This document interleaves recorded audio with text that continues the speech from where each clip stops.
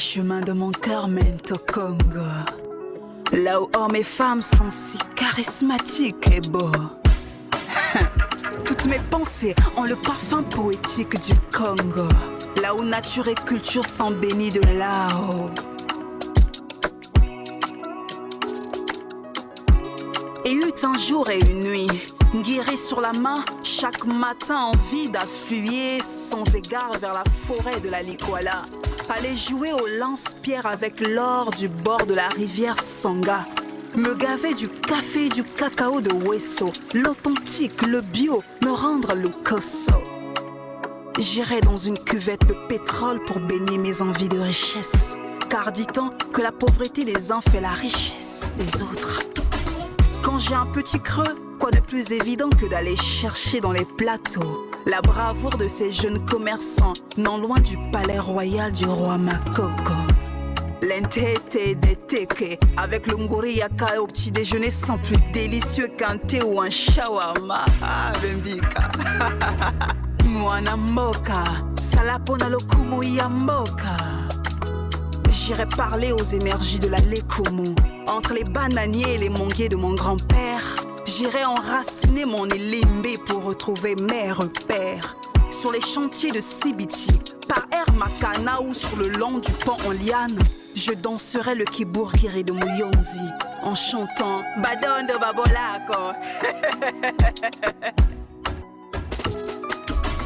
Tous mes chemins, tous les chemins de mon cœur mènent au Congo, là où hommes et femmes sont si charismatiques et beaux.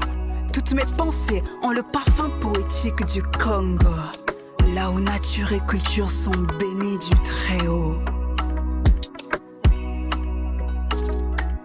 J'irai à Dolisie, là où l'harmonie des couleurs entre terre, maison et humain est confondue.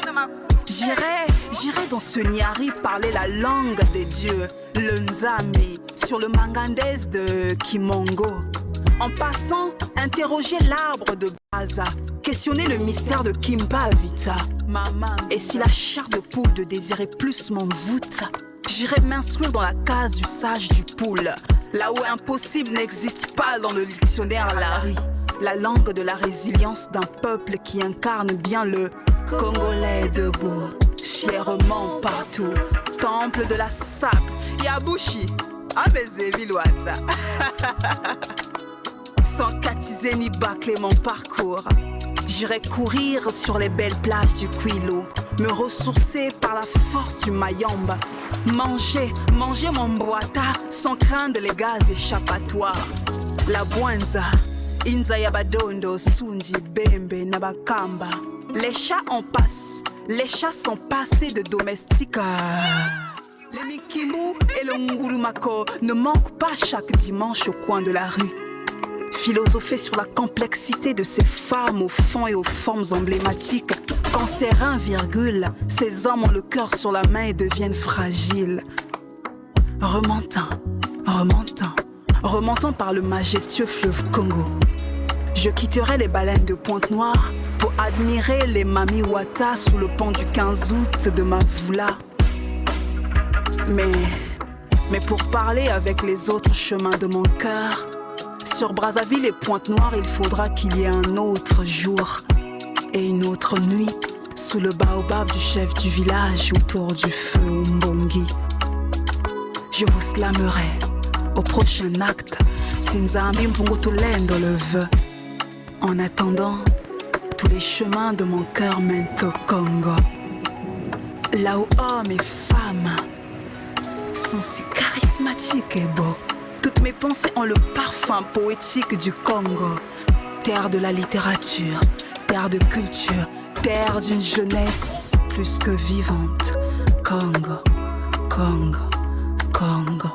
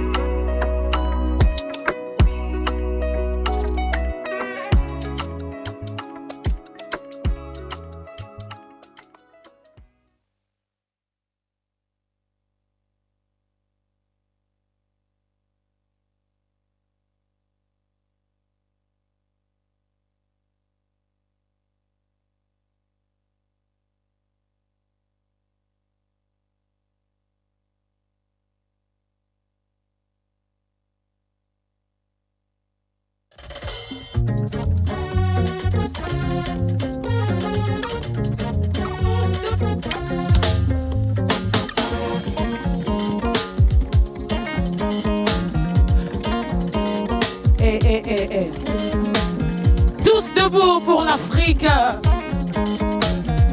Ah.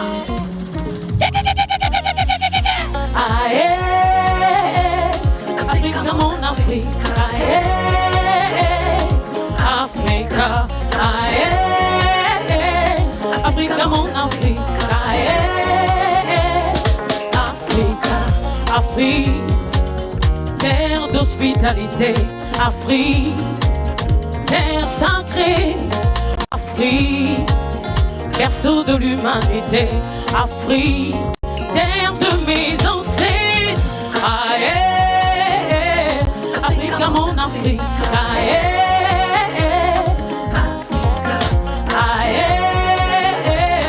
Afrique à mon Afrique. Africa, Afrique. Et donna bomingo. Missy et Paï. Nyama et Paï. Zamba et Paï. Wolo et Paï. Afrique et donna bomingo. Afrique, oh,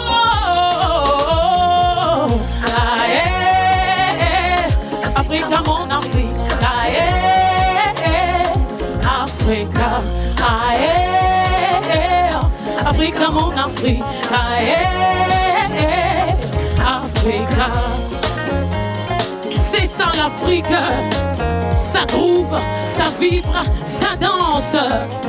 L'Afrique, c'est la culture. L'Afrique, c'est le dynamisme. Aha.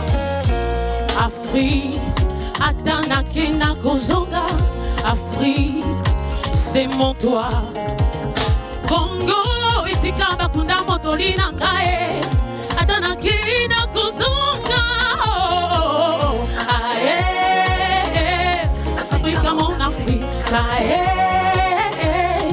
Africa, Africa, mon Afrique. Africa.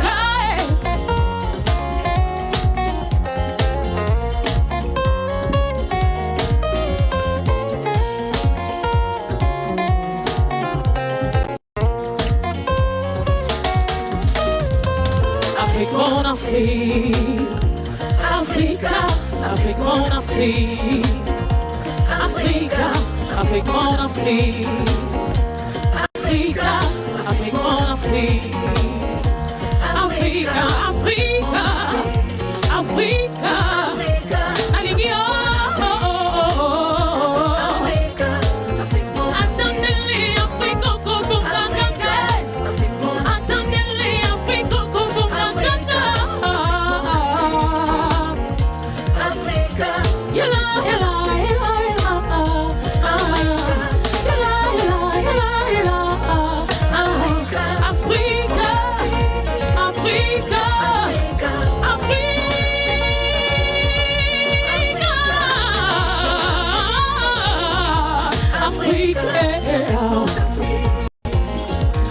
Africa, Afrique, mon Afrique. Africa, Afrique, mon Afrique. Africa. Merci.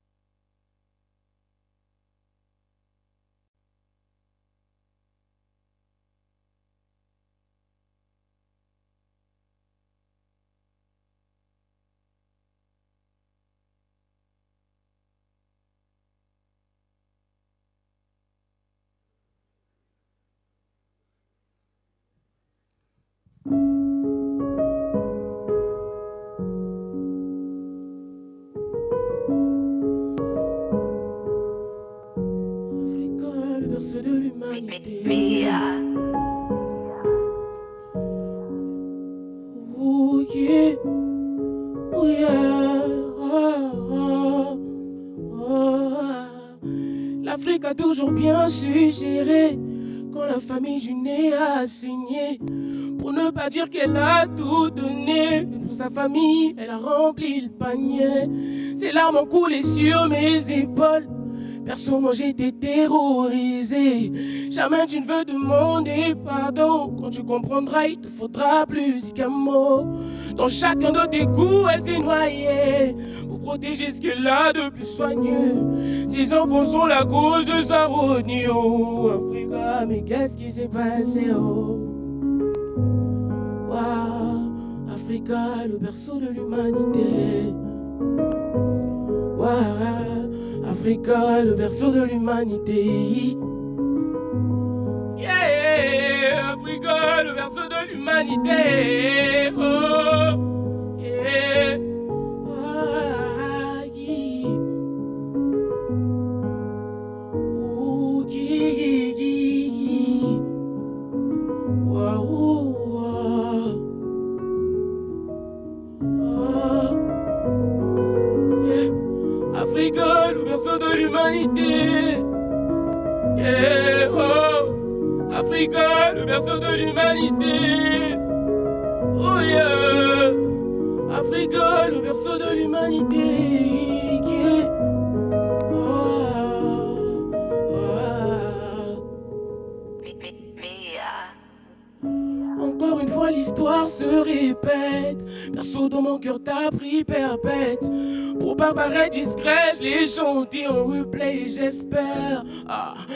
J'essaie parfois de supporter le poids que tu endures sur toi. Et je sais qu'un jour ça ira. Merci de m'avoir écouté, c'était Jam Kiss.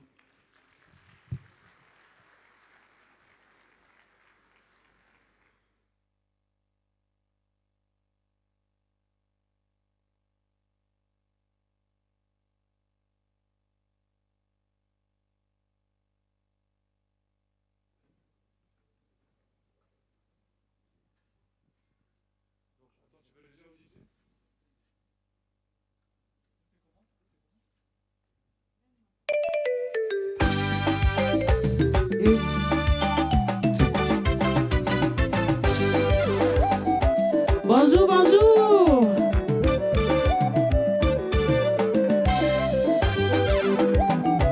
Yeah.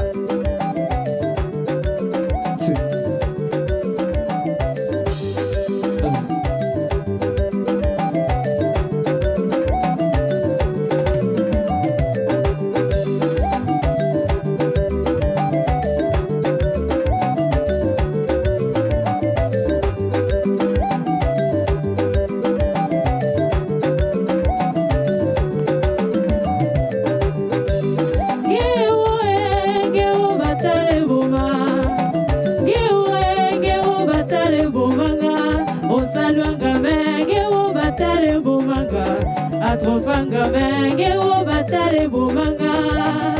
Ewa.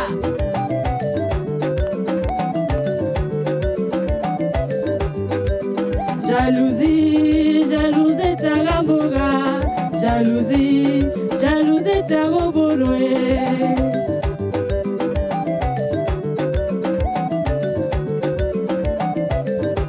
Gomala yeba mosina abengi maye bombango.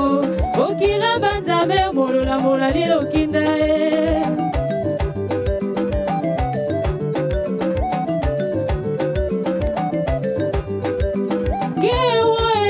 Gewo batare bomae. Gewo batare kuranga.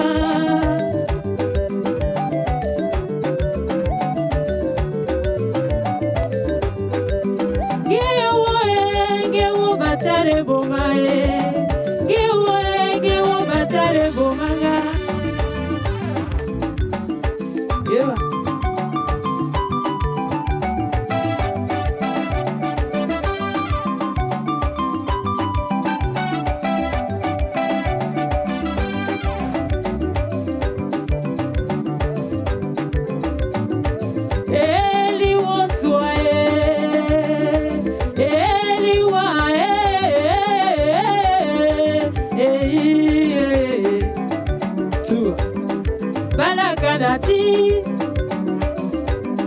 Balakanati Asimange yemo Lesiminge yemo Amangewe Ibaga tema bere masi Iyago baba mwango Otoma be bara papa Liyero yahwa papa Amaya yo Andama kana mega karmera ko Ondila tibenyo ngidile wako na mama babage Walinga Mwasa toto nzamolo masolo Para kanati Para binati Oho makera ganje sikuya Mwasa toto nzamolo masolo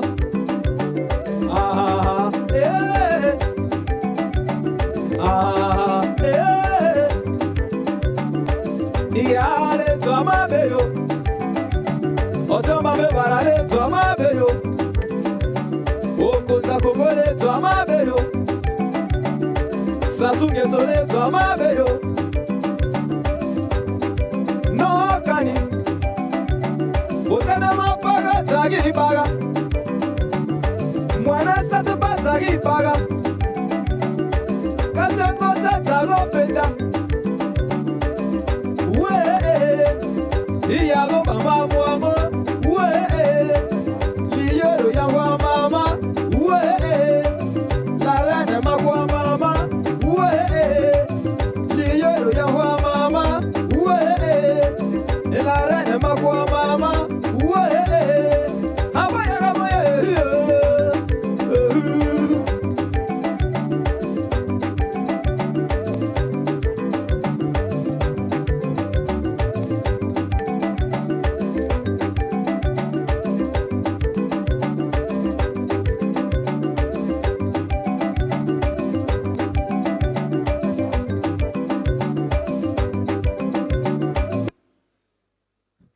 Merci.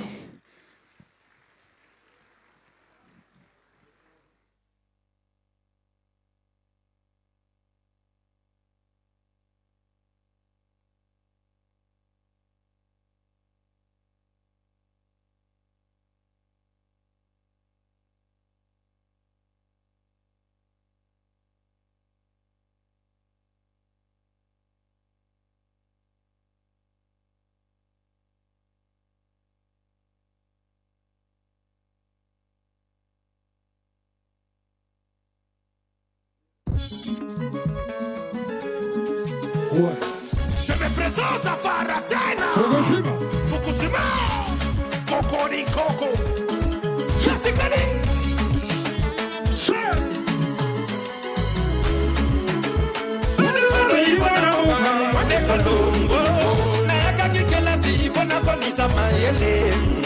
Malgré mes cagata dans les noms tabasalié Nakozonga Naposani binoteo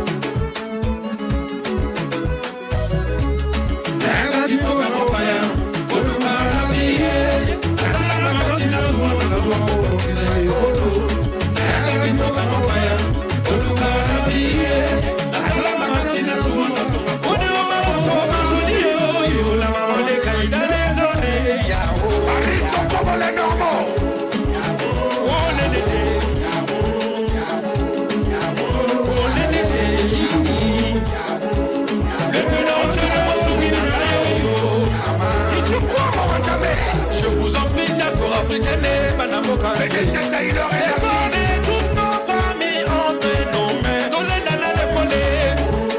Oh, c'est le prix de Yabonga les coller. Oh, mon amant, ça demande au bébé. Dominique Sano. Koluka la vie. La salama kasina suona soma kuku. China sa benene kule meo. Koluka la vie. Yorosa banana bate. Jesheta makima. Chérie ben chérie, quoi de boulerie. Jamais dit au combinaison. Serre boulotte, Kakuma Sena. Oui, Seigneur. Ivan Dilo, il a fait de génie. Sur le moyo, il va faire. Jardin d'Ara, Manoyo.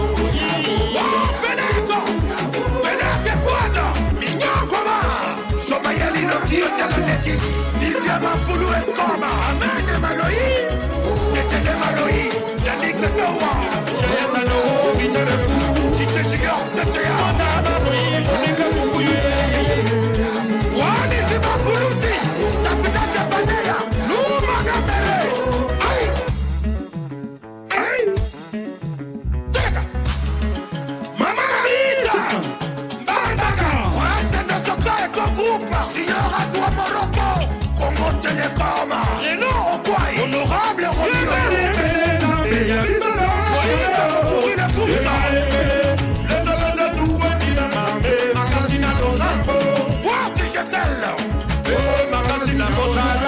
Cédric Swami,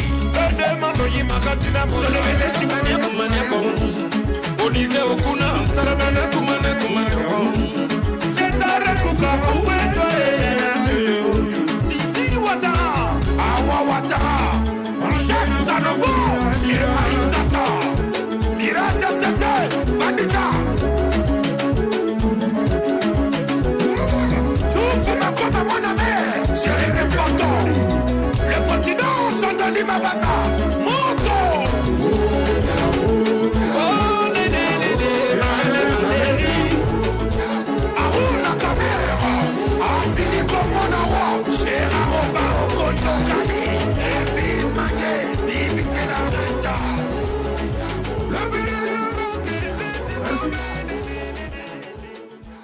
C'est Fabien Foucault.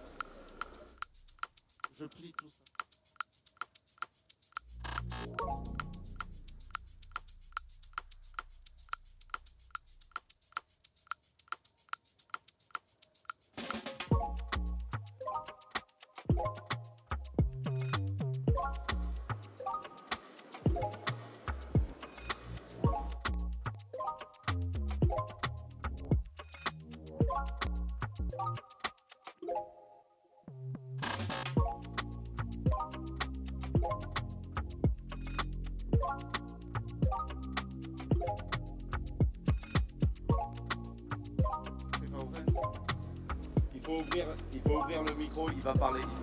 Distingués invités, mesdames, messieurs, nous... Distinguished guests, ladies and gentlemen, may we please receive the excellencies, the heads of state.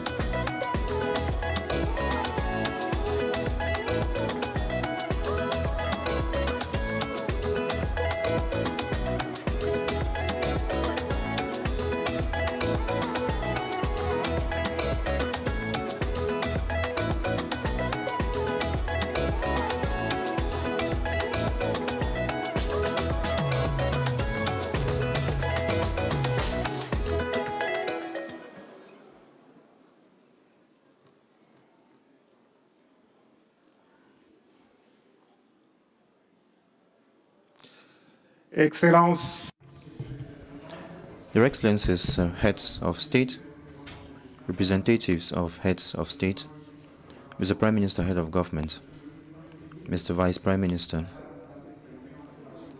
Madam Vice Chair of the African Union Commission, members of government, members of government represented at these annual meetings, the Minister of State, Director of Cabinet of the President of the Republic, members of the Diplomatic Corps, the President of the African Development Bank Group, distinguished guests, ladies and gentlemen.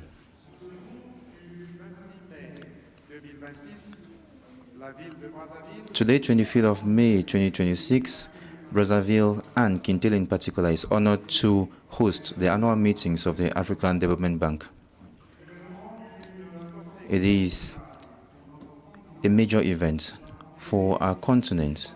As such, these annual meetings actually match our current times.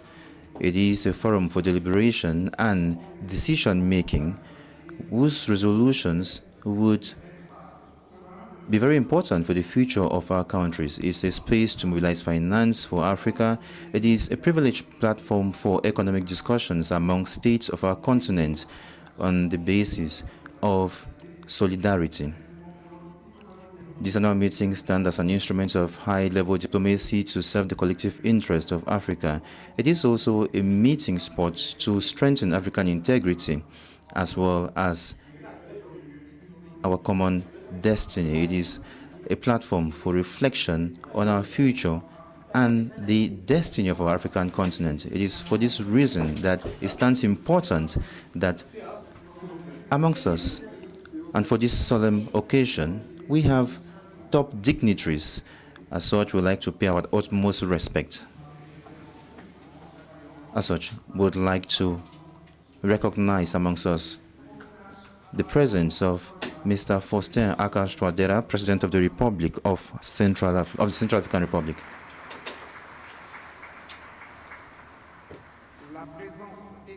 We also recognize His Excellency Brice Clotaire Oligui Nguema, President of the Republic of Gabon.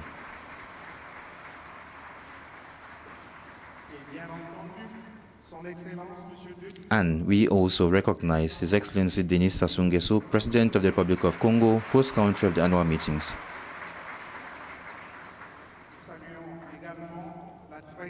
May we also recognize amongst us the representatives of heads of state, and also Madame Selma, Vice Chairperson of the African Union Commission. We'd also like to recognize Dr. Sidi Ota, President of the African Development Bank Group.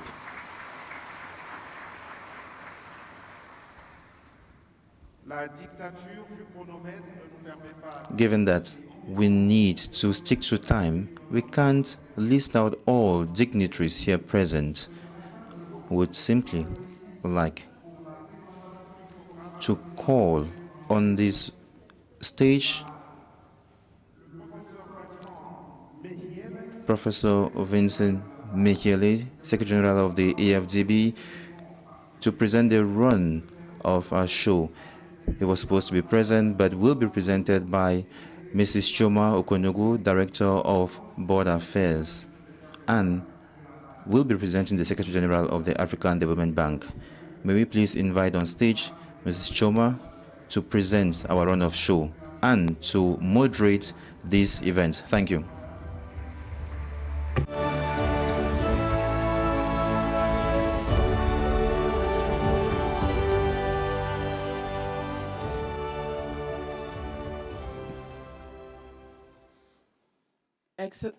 Excellence, Monsieur Denis Sassou.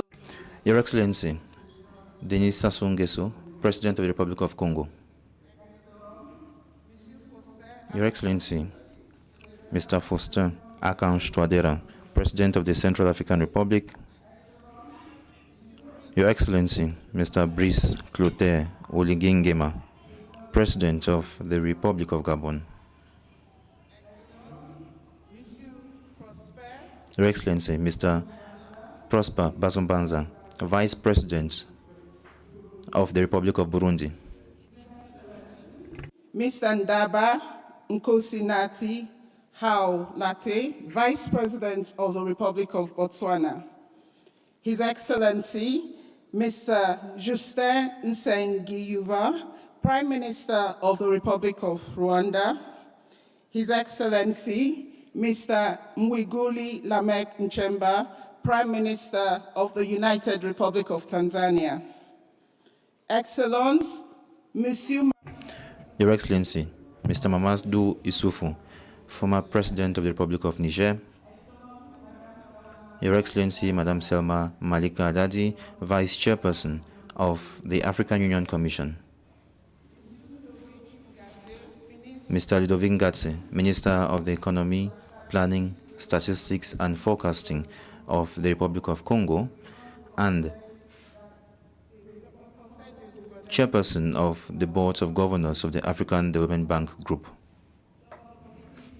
Our own president, the bank group president, honorable governors, representatives of the heads of states that are in the room, honorable governors, alternate governors of the African Development Bank Group, senior officials of the Republic of Congo, heads of regional economic communities and financial institutions, members of the diplomatic corps, executive directors of the African Development Bank Group, the private sector and civil society representatives, senior management and colleagues of the African Development Bank, media houses present, distinguished guests, ladies and gentlemen.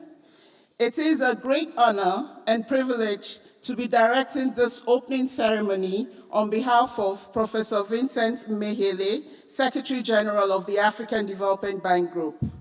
I have the honor to welcome you to the 2026 annual meetings of the Boards of Governors of the African Development Bank and the African Development Fund, taking place in this magnificent city, Brazzaville.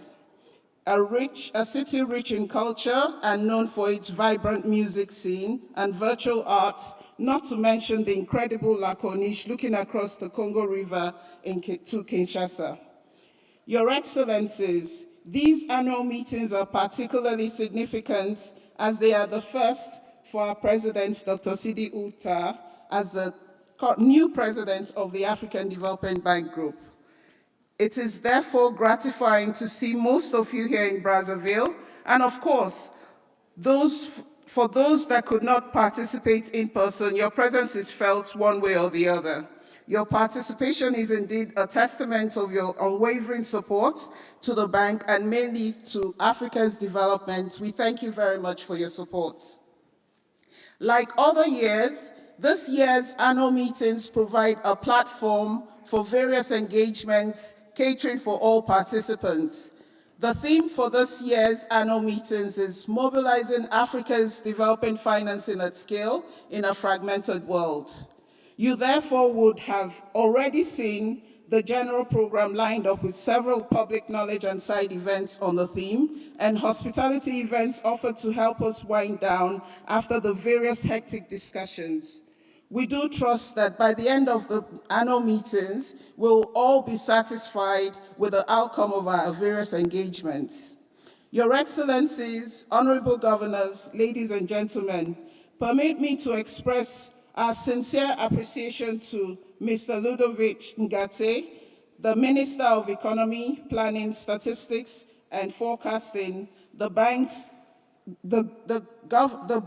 AFDB Governor and Chairperson of the Boards of Governors for steering the ship since 31st May 2025. We also would like to take this opportunity to thank you, Honorable Governor, through you to the government and people of Republic of Congo for your warm hospitality and ensuring that we have a successful annual meetings. Thank you very much, Honorable Governor.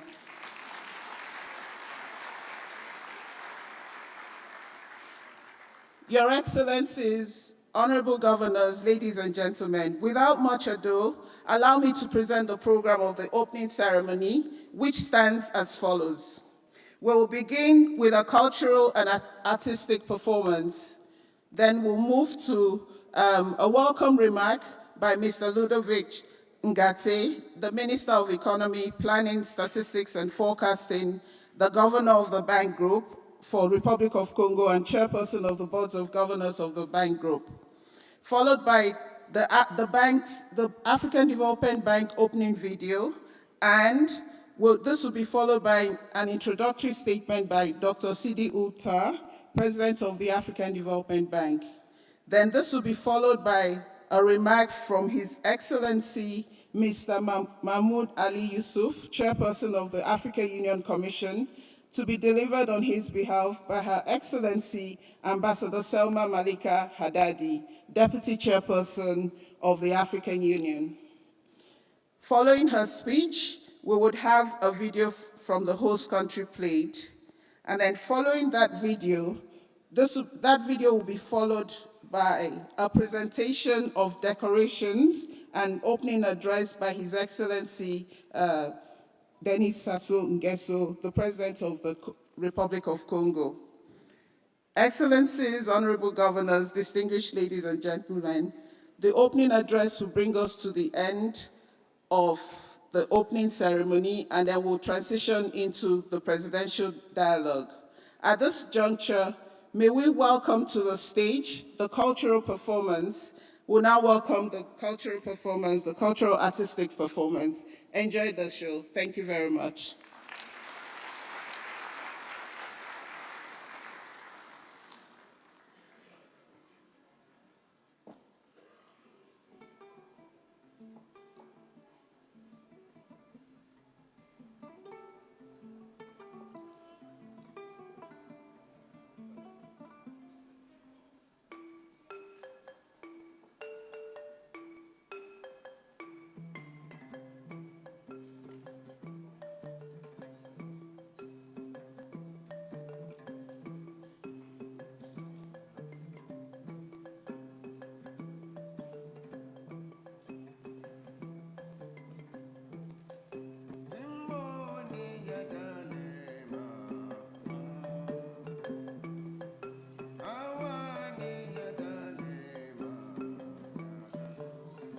Your Excellencies, I'm told the cultural artistic team is organizing themselves.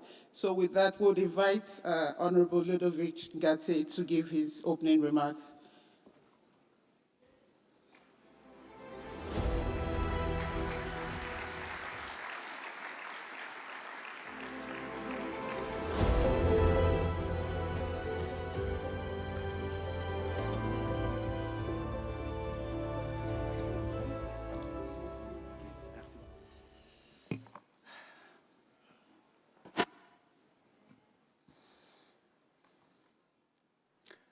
Excellence. Your Excellency, the President of the Republic, Head of State, Your Excellency, the President of the Central African Republic, Your Excellency, the President of the Republic of Gabon, representatives of heads of state, Madam Vice Chairperson of the African Union Commission, Prime Minister, Head of Government, Vice Prime Minister, Coordinator of the Annual Meetings Preparatory Committee, distinguished ministers, dear colleagues, the President of the African Development Bank Group, Honorable Governors and Executive Directors of the African Development Bank Group, distinguished guests.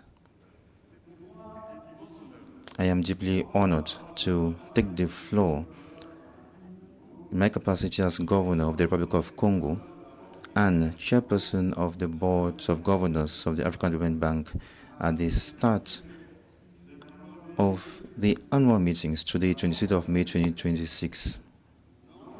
On behalf of the government of Congo, I would like to wish all delegations a warm welcome. Your presence is an expression of respect for our country as we take part in these annual meetings. These annual meetings stand as a major event for our continent. It is also a privileged framework to discuss on key priorities and to get the proper orientations of the bank's action at the service of our continent. Beyond being simple formality or simply statutory meeting, these annual meetings are a laboratory for ideas and a room for us to take action, for us to carry out analysis and to share experiences, as well as to strengthen partnerships while seeking joint responses to the major challenges for financing in Africa.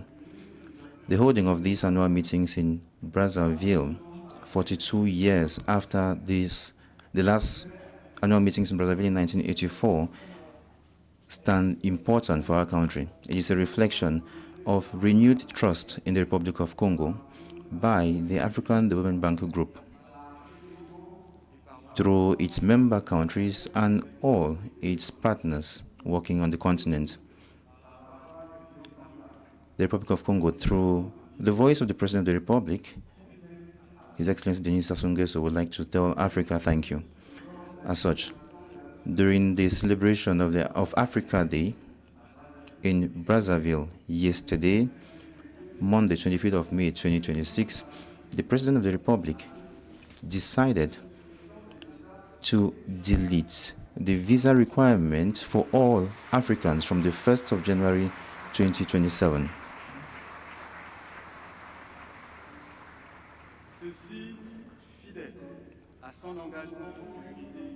Faithful to his commitment to the unity of Africa, just as that of our founding fathers, and also in our true Congolese spirit. Your Excellencies, ladies and gentlemen, these meetings are holding within a context full of uncertainty and geopolitical tension, which keeps on rising. Similarly, our African countries would need to respond to the requirements for economic transformation, for food security, as well as access to power, but also jobs for youths. Mindful of this context, the issue of Africa's financing, development financing remains critical. And so the theme for our annual meetings this year, mobilizing Africa's development financing at scale in a fragmented world translates the urgency and the need for timely action.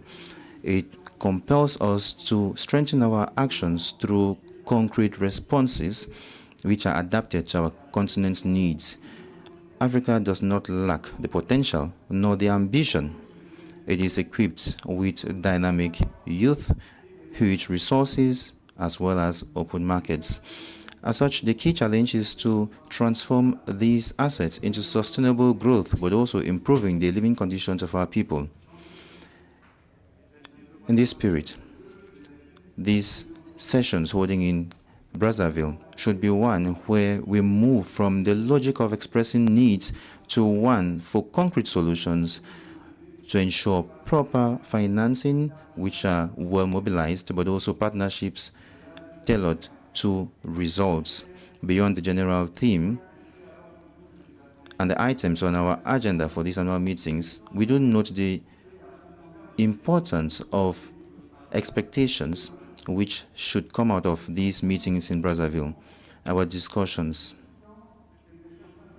These coming days will focus mainly on strategic orientations of the African Development Bank Group, particularly on resource mobilization, regional integration, the role of the private sector, and responses to climate and food challenges.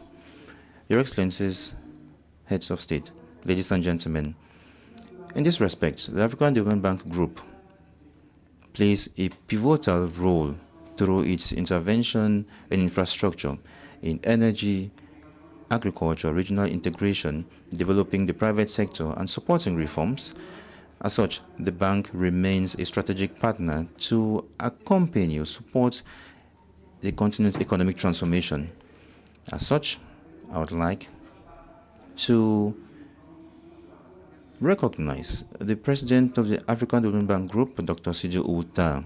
Mr. President of the bank, your presence and commitment reflects your will to work with member countries so as to properly serve the financing, integration, and transformation of our continent.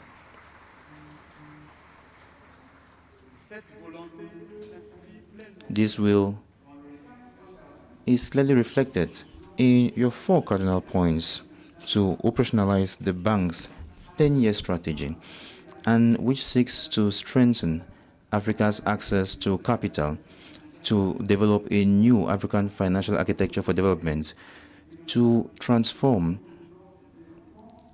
Africa's demographic potential, but also to build resilient infrastructure, which would add value and ease integration. These guidelines are key pillars to fast-track the implementation of the bank strategy, but also to provide concrete responses to our economic transformational needs. It also reflects the priorities of member countries, which are expecting from the bank more action towards impact. The Republic of Congo has a strong cooperation with the bank based on trust, so as to strengthen the basis of our economy's transformation and diversification. As such, the Republic of Congo wishes to play its role fully in fostering regional integration. Following the brilliant election of the President of the Republic in March 2026, our country, equipped with important hydrocarbon resources, committed itself to elaborate and implement the Congo Vision 2063 National Development Strategy and the 2027-2033 Development Vision. This plan seeks to roll out ambitious economic reforms, major projects, so as to equip our country with new transport infrastructure, new energy and digital infrastructure, as well as supporting diversification in the mining sector, agricultural sector, tourism, so as to ensure our economy's structural transformation. Our commitment in the Congo Basin, so as to preserve the environment and the climate, stand as an example which showcases our country as one open to mutually beneficial investments. Hosting these annual meetings reflects our commitment to sustainable development for the future. Your Excellencies, Presidents, ladies and gentlemen, these annual meetings are a wish of the President of the Republic of Congo and the people of Congo. As such, we would like to thank the team which negotiated and got the hosting rights in 2022, mainly made up of my colleague, the previous governor of the Republic of Congo, Mrs. Ghislaine Ingrid, and also the current Vice Prime Minister under the high authority of the President of the Republic. Under the supervision of the Prime Minister and coordination of the Vice Prime Minister, government has been working these last 10 months to ensure the proper running and organization of these annual meetings. I would like to express our gratitude to all national teams and the African Development Bank. These teams worked professionally to ensure a smooth hosting of these annual meetings. I would also like to recognize the members of the boards of governors, executive directors, delegations of member countries, as well as all participants for their presence and their constant commitment to the service of development on our continent. On this note, I would like to wish us full success as we carry on with these meetings. Thank you.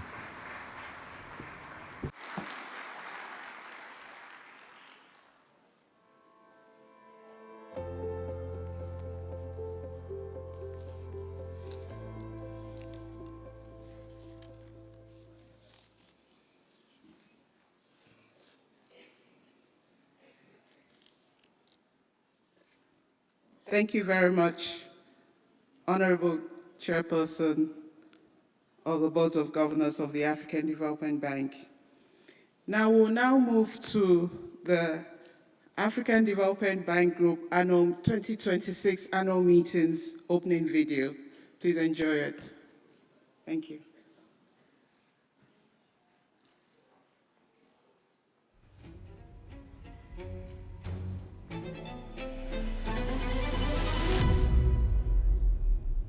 L'Afrique ne manque pas de capital.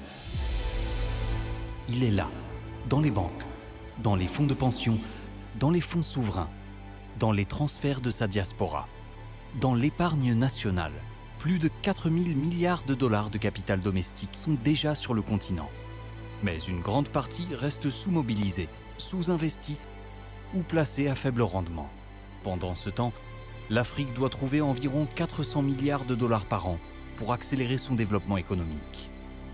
Le paradoxe est indéniable. L'Afrique ne manque pas de financement. Elle doit libérer, organiser et mettre à profit son propre capital. Car le continent détient déjà les ressources qui peuvent changer son avenir et contribuer à celui du monde. Une population jeune appelée d'ici 2050 à devenir l'une des plus importantes forces de travail de la planète. Des forêts tropicales parmi les plus indispensables au monde et près de 30% des réserves mondiales de minéraux critiques. Un potentiel immense pour industrialiser, créer de la valeur et bâtir une croissance durable sur l'ensemble du continent. La question n'est plus où trouver les ressources, la question est comment les mobiliser et comment les déployer à la hauteur des ambitions et des besoins urgents du continent. Aujourd'hui, cette dynamique est déjà une réalité. L'Afrique s'est affranchie de la dépendance traditionnelle au financement extérieur. Elle co-investit dans son propre avenir. La 17e reconstitution du Fonds africain de développement a marqué une étape historique. 11 milliards de dollars mobilisés, la plus importante reconstitution de l'histoire du fonds, et une contribution sans précédent de 183 millions de dollars apportés par 24 pays africains, confirmant un nouveau paradigme. Celui d'un continent qui prend pleinement en main le financement de sa propre transformation. Ending up with an increase of 23.35% was definitely not expected. So that shows your commitment and your belief in the African Development Fund and also your full support for African population. Ce moment est plus qu'une mobilisation financière. c'est un tournant dans le modèle du financement du développement. À travers les 4 points cardinaux et la nouvelle architecture financière africaine pour le développement, la NAFAD, l'Afrique travaille à réorganiser les fondations de son système financier. Pour construire un écosystème plus intégré, pour mieux orienter le capital vers les priorités du continent, pour mieux partager les risques et pour créer les conditions d'un investissement à grande échelle. We have the pension funds here, we have the development finance institutions, we have the insurance companies, we have the commercial banks. We have all the actors coming together to say we are restructuring. This is not a simple question of more money. It is a question of how capital is organized, how risk is understood, and how financial systems are structured. The issue is not only the size of the gap, it is the system that produces that gap. Car dans un monde fragmenté, l'Afrique ne peut plus dépendre uniquement de ressources extérieures. Grâce à des réformes fiscales plus efficaces, une gouvernance maîtrisée, une meilleure mobilisation des ressources nationales, des partenariats plus stratégiques, un secteur privé dynamique, prêt à investir, innover et créer de la valeur à grande échelle, l'Afrique libérera pleinement son potentiel économique. Avec responsabilité, avec ambition, avec audace. Ici, à Kintélé, à Brazzaville, nous ouvrons cette voie. Bienvenue aux Assemblées annuelles 2026 du groupe de la Banque africaine de développement. Ensemble, dans ce monde fragmenté, mobilisons des ressources à grande échelle, réorganisons le capital et libérons le potentiel de transformation économique de l'Afrique.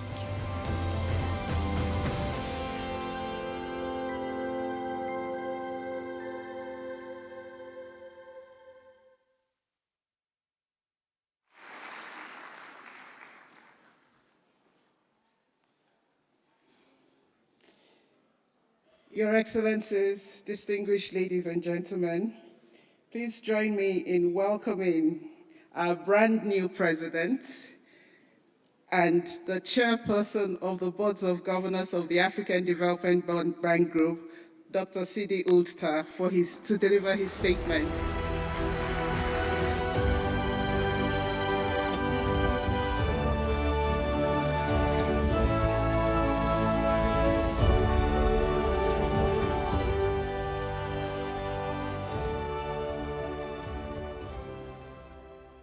Excellence. Your Excellency Denis Sassou Nguesso, President of the Republic of Congo. Excellency Faustin Archange Touadéra, President of the Central African Republic. Your Excellency Brice Clotaire Oligui Nguema, President of the Republic of Gabon. Your Excellencies, representatives of heads of state. Your Excellency Selma Malika Hadidi, Vice Chair of the African Union Commission, Mr. Ludovic Gatse, Minister of the Economy, Planning and Statistics and Forecasting of the Republic of Congo, and Chairman of the Boards of Governors of the African Development Bank Group, the Governors of the African Development Bank Group, Heads of Financial Institutions of Africa, representatives, or rather special guests, the executive directors of the African Development Bank, distinguished guests,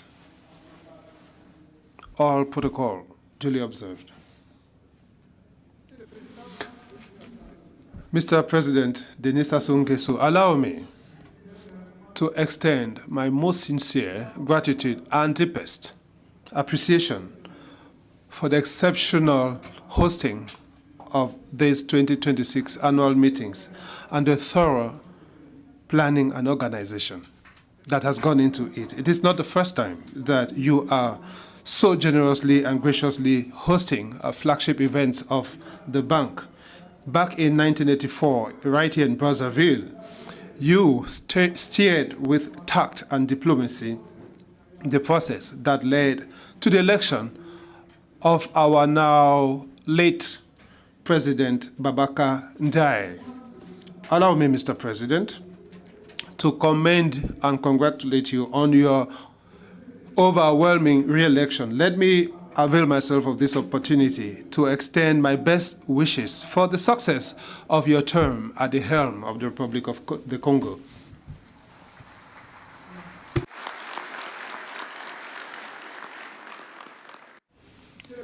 Mr. President, it would be remiss of me not to thank you for your unrelenting efforts to foster peace in Africa and to commend your momentous decision made here yesterday to scrap entry visas to Congo for all African nationals starting in January 2027. It is further testimony of your seamless leadership to build a united and integrated Africa. The fact that we are meeting here in the heartland of the Congo Basin, one of the largest carbon reserves of the planet and one of the major balances, global balances, ecological balances of the world, is more than symbolical. And it is a clear testimony to the fact that Africa is not only concerned by major global issues, but it is becoming part of the solution. Your Excellencies, ladies and gentlemen, your presence here today, despite your tight schedules, reflects your attachment and support to the African Development Bank Group, your bank, on behalf of the members of the boards of governors, the boards of directors, management, and the entire staff. And on my own behalf, I'd like to thank you all for your presence. Mbote, Brazzaville. Distinguished governors of the African Development Bank Group, may I extend my deep appreciation for the trust you placed in me at the 2025 annual meetings in May in Abidjan by electing me as president of the bank. Leading this institution at this critical time in Africa is indeed a huge honor, as it is a duty which I appreciate with humility. For more than 60 years, this bank has supported the continent through its hope, through its storms, its upheavals, and in the process of reinventing itself. It has helped in building roads, power grids, supported farmers and entrepreneurs, built capacities and connected economies. But over and above all, and maybe it has contributed to sustaining a belief that the development of Africa has to be increasingly shaped by Africa's ambition, African institutions, and African leadership.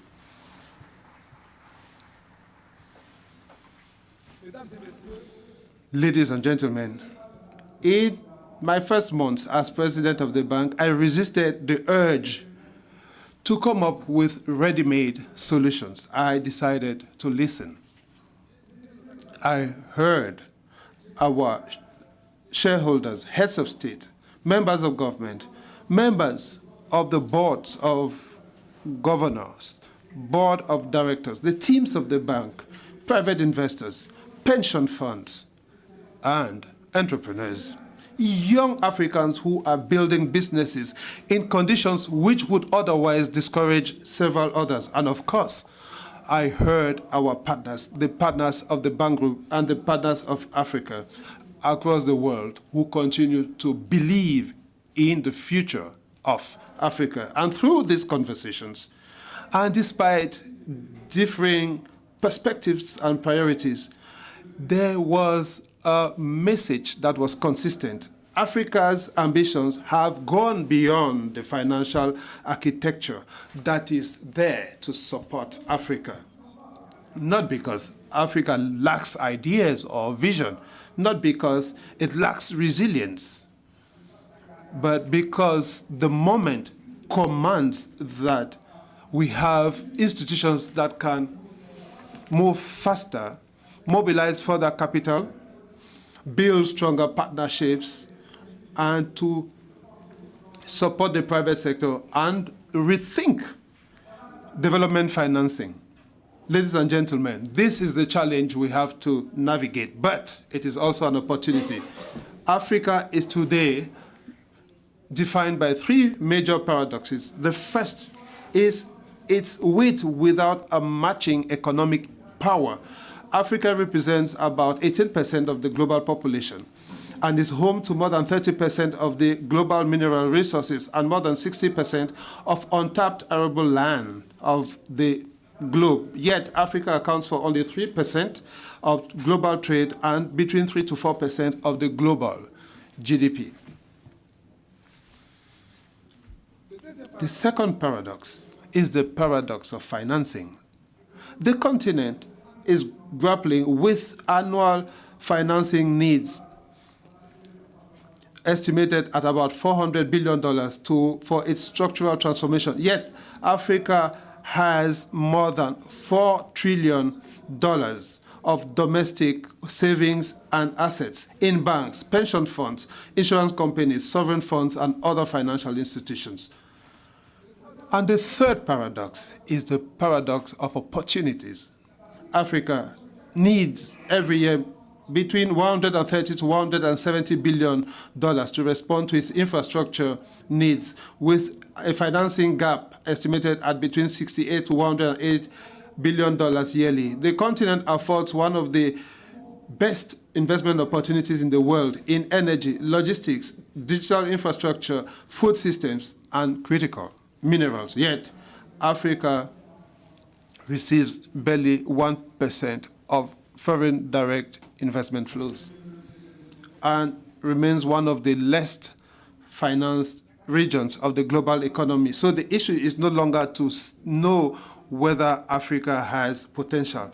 We are done and over with that. The issue really is whether we are able to transform Africa's assets into productive investments, employment for our youth, creating value and wielding economic influence globally. We must admit that the world has changed profoundly over the last few years. The COVID-19 pandemic disrupted supply chains globally. The wars have reshaped trade routes and energy markets. And extraneous inflation has hit our households and public finances on our continent. Supply chains have been weakened while official development assistance has dwindled significantly, whilst interest rates have increased significantly as they have increased the cost of capital for African economies. The geographical fragmentation is now at the forefront of global relations. And in the middle of these upheavals, there's something that is clear. Africa is no longer at the periphery of global systems. From the Suez Canal to the Cape of Good Hope, from the Straits of Bab el-Mandeb to the corridors of critical minerals, they continue to feed the energy transition. The continent is critical, especially with respect to how global logistical chains are shaped, energy security, critical minerals, and Africa, and the future of the world. Yet, the change is not really from outside, it is within. Despite all of these shocks, Africa has demonstrated critical and unmatched resilience. Over decades, the world considered Asia as the #1 engine of growth, but the recent IMF projections have put Africa's growth at a comparable growth rate and in some cases higher. Throughout the continent, we are witnessing major transformations. Digital technologies are reducing the gaps in terms of access and inclusion. The Africa Free Trade Continental Area has contributed to establishing greater and more connected markets, and a new generation of entrepreneurs are building businesses with continental ambitions and an increasingly greater global ambition. Today, across Africa, African youth entrepreneurs are using artificial intelligence, digital tools to respond to concrete challenges from agriculture to health and education. However, we note that several African innovations remain local or marginal, while others are placed on the global stage because resilience is not enough to finance long-term transformation. And if Africa's strategic importance is not in doubt, the financial architecture of the continent has not followed the same pace. Ladies and gentlemen, can Africa mobilize financing at the speed and the depth necessary for its transformation? That is one of the major challenges of our continent. The issue today is not our ability to leverage resources, but to channel them in a productive manner.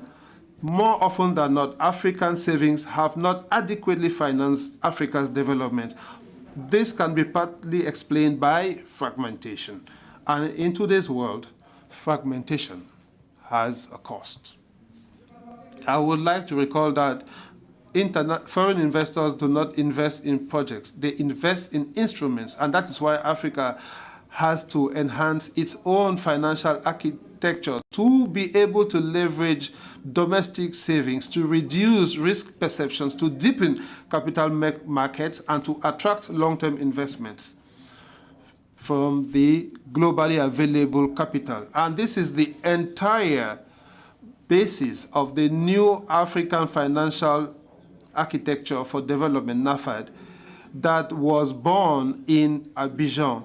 Beyond creating a new layer of bureaucracy, but to better align our institutions and to transform liquidity into investment and savings into productive assets, because Africa's financial sovereignty will not be decreed. It will be built through stronger markets, through better coordination and partnerships that can leverage capital to match the expectations of this century.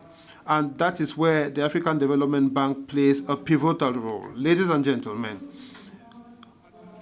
if the world around us is changing, our institutions also have to adapt to that change. The African Development Bank was created in different times, at a time when development financing relied mainly on sovereign loans, public infrastructure, and traditional aid relationships.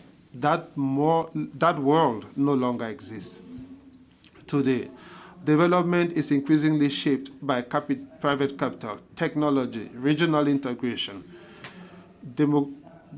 demographic dynamics, and geopolitical competition. During my consultations with the shareholders, governors, teams, and partners, there was an emerging conviction in a growing world of uncertainty. Institutions also need a guide, a compass, and that is the spirit behind the 4 cardinal points, the strategic direction of the new phase of development of the African Development Bank. First of all, to help Africa to mobilize capital at a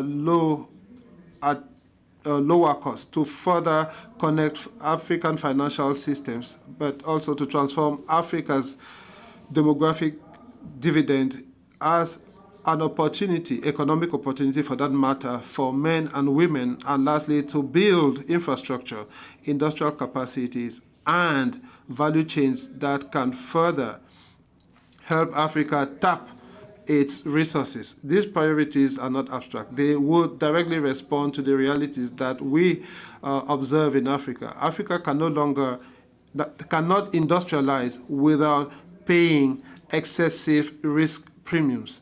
Africa cannot continue to export its commodities. It has an import prosperity. That is why our approach will focus on partnership between public capital and private capital, between African institutions themselves, domestic investors and global investors, and between Africa and its global because no institution, not even the African Development Bank, can single-handedly finance Africa, but this bank can help to build confidence, coordination, and mobilize the requisite financial instruments to speed up transformation. Your Excellencies, ladies and gentlemen, the replenishment of the resources of the African Development Fund on the 15th and 16th of December 2025 in London also sent a strong signal out there. In one of the most challenging global circumstances for development financing, the 17th ADF mobilized a record $11 billion, an increase of 23% compared to the previous cycle. I would like to thank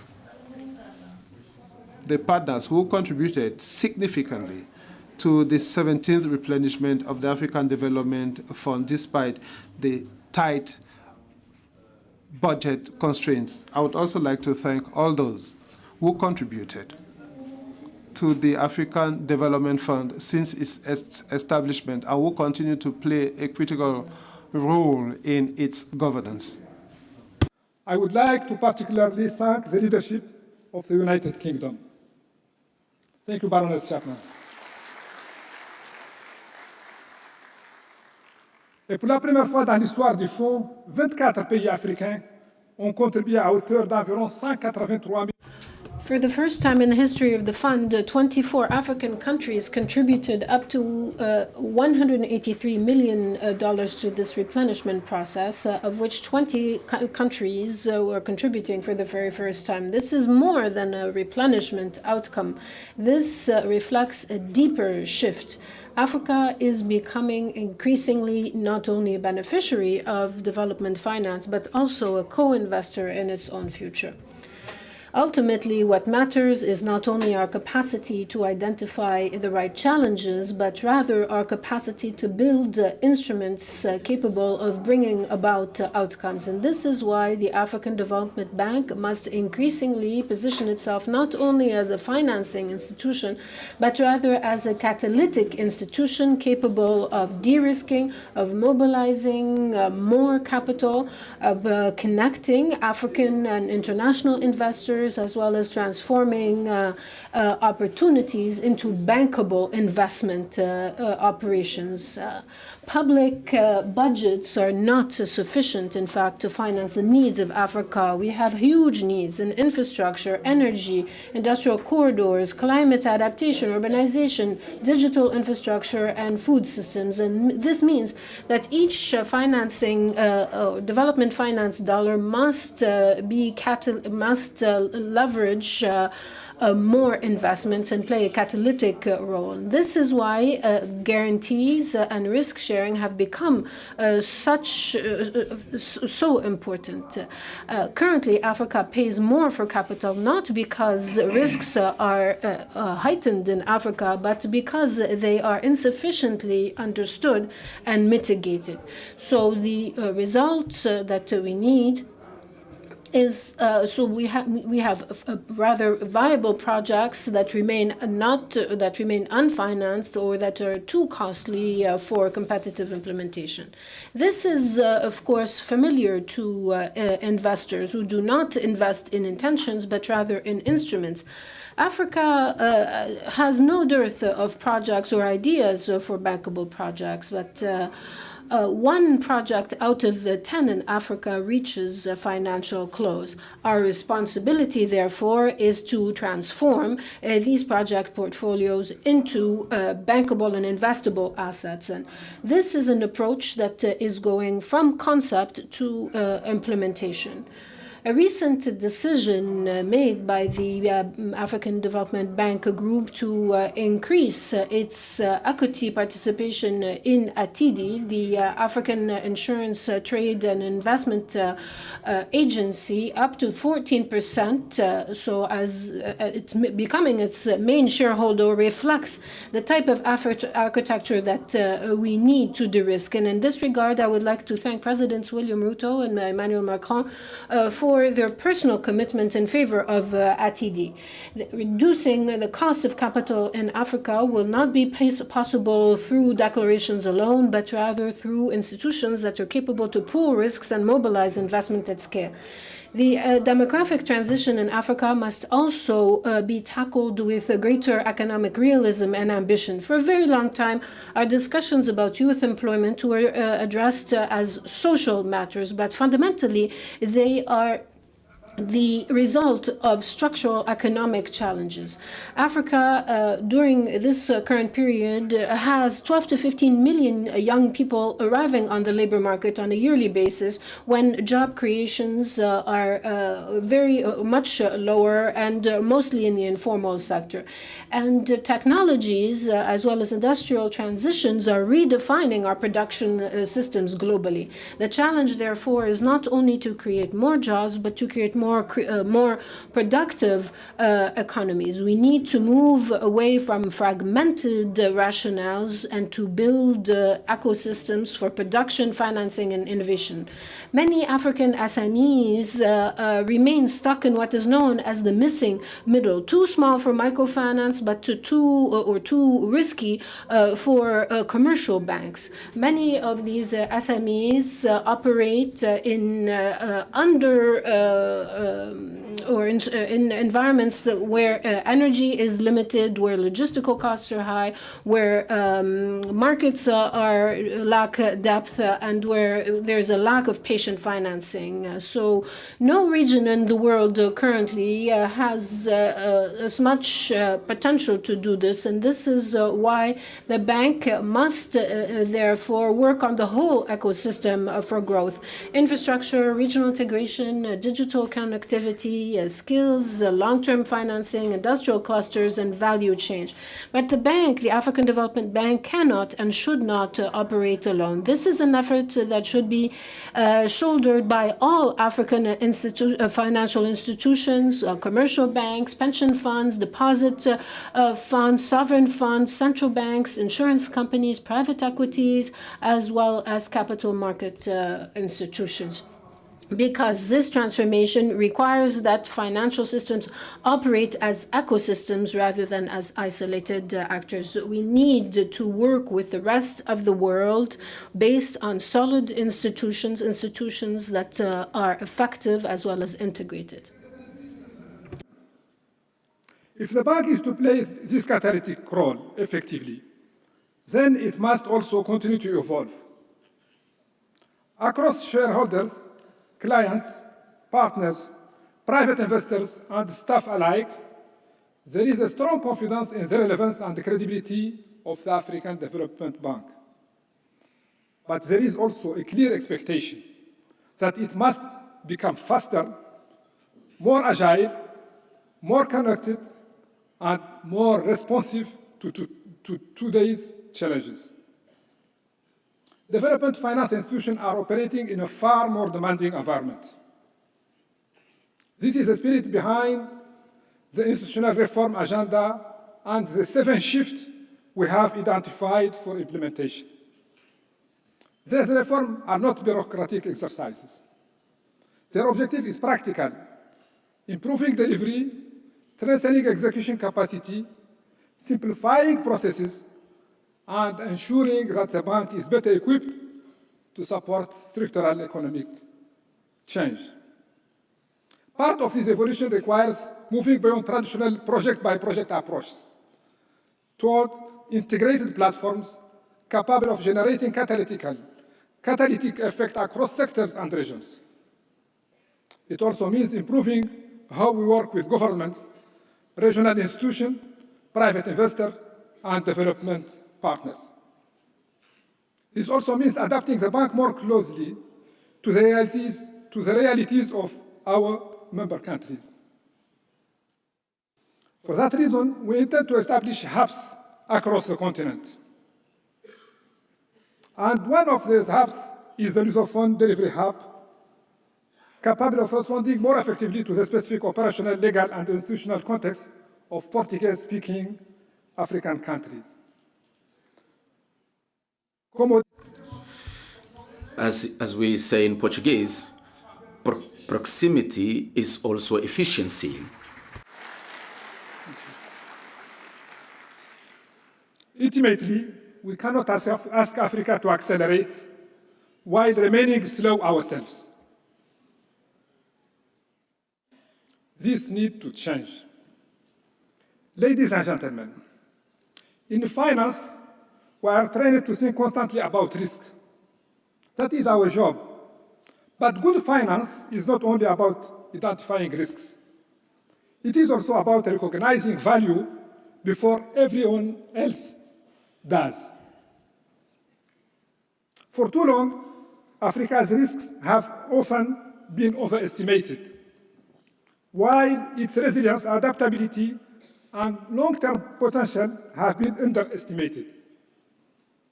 Yet, increasingly, the world is discovering that a transition to a more sustainable global economy, whether in energy, climate resilience, critical minerals, agriculture, or demographics, will not happen without Africa.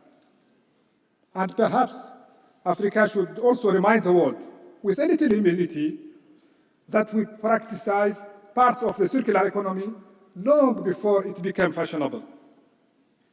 Africans repaired, reused, repurposed almost everything long before consultants gave it a name.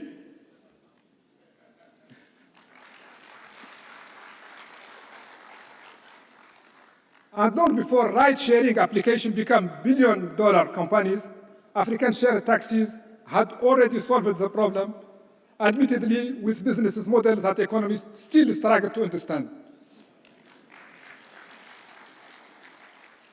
Maybe there is a lesson in that. Sometimes innovation is not about inventing entirely new things. Sometimes it is about recognizing value earlier and organizing it better. That, in many ways, is also Africa's challenge for the decades ahead. Thank you very much.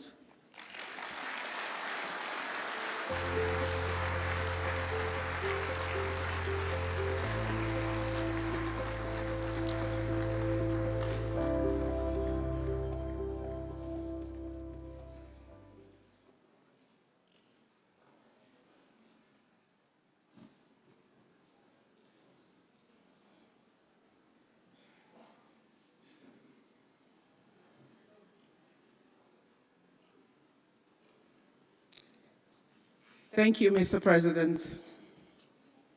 Your Excellencies, distinguished ladies and gentlemen, I now have the honor to welcome Her Excellency, Ambassador Salman Malika Hadidi, Deputy Chairperson of the African Union Commission, delivering the statement on behalf of His Excellency Mr. Mahmoud Ali Yusuf, Chairperson of the African Union Commission.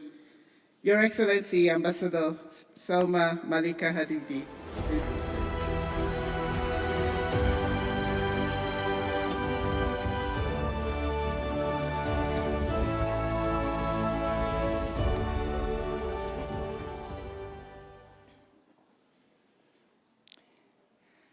Your Excellency Denis Sassou Nguesso, President of the Republic of Congo, Your Excellency Brice Oligui Nguema, President of the Gabonese Republic, Your Excellency Faustin Archange Touadéra, President of the Central African Republic, Your Excellency Prosper Bazombanza, Vice President of the Republic of Burundi, Your Excellency Ndaba Nkozianti Golate, Vice President of the Republic of Botswana, Your Excellency Dr. Justin Nzidiumva, Prime Minister of the Republic of Rwanda, Excellency Dr.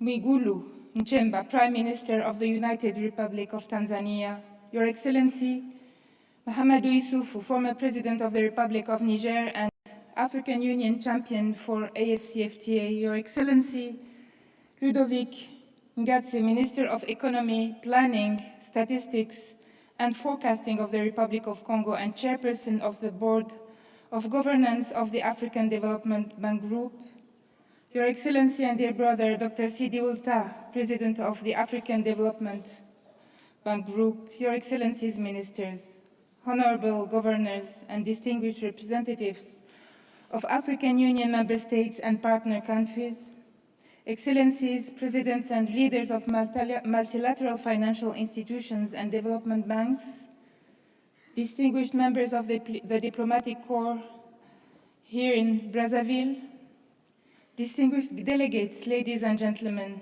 allow me to stand by the established protocol. It is a profound honor and privilege to stand before you today at the opening ceremony of the 2026 annual meetings of the African Development Bank Group here in the beautiful and welcoming city of Brazzaville. I bring you the warm greetings and fraternal wishes of His Excellency Mahmoud Ali Yusuf, the chairperson of the African Union Commission, who asked me to represent him at these important proceedings. First and foremost, I extend our deepest gratitude to His Excellency President Denis Sassou Nguesso, the government, and the great people of the Republic of Congo for their exceptional hospitality and for hosting these strategic meetings at the magnificent Kintele International Conference Center. I would like at this juncture to join Dr. Sidi Ould Tah and echo his words of appreciation and best wishes to His Excellency, the President of the Republic of Congo. And I would like to say that on behalf of the African Union Commission, we really appreciate the fact that Your Excellency have led by example yesterday in announcing the suppression of visa for African citizens, which is instrumental if we are to achieve any integration in our continent.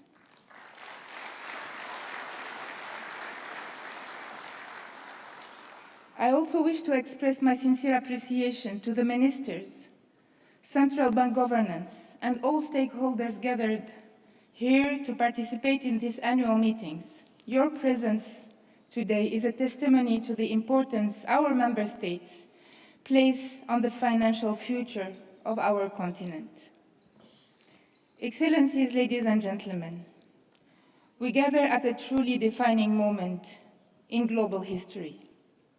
The theme of this year's annual meetings, Mobilizing Africa's Development Financing at Scale in a Fragmented World, is timely and a true imperative. It is no secret that the current international landscape is increasingly characterized by geopolitical shifts, economic uncertainties, climate shocks, debt pressures, declining concessional flows, and competing global priorities. In this fragmented world, Africa faces a serious challenge, navigating external vulnerabilities while aggressively funding its own internal transformation. And I would like really to thank Dr. Sidi Ould Tah for setting a very accurate and precise scene of the reality of our continent today. Africa stands indeed at a crossroads. On one hand, we face significant financing gaps in infrastructure, energy, industrialization, food systems, health security, and job creation. On the other hand, Africa possesses the assets, ambition, and demographic dynamism required to become a major engine of global growth.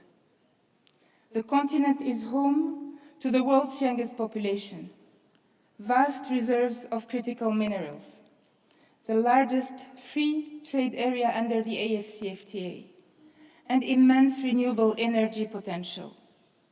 These strategic advantages position Africa not only as a continent of opportunity, but as a key driver of the global economy in the decades ahead.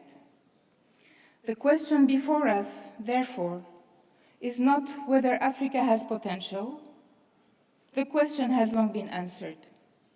The real question is whether we can mobilize finance at the scale, speed, and quality required to convert that potential into shared prosperity. Excellencies, ladies and gentlemen,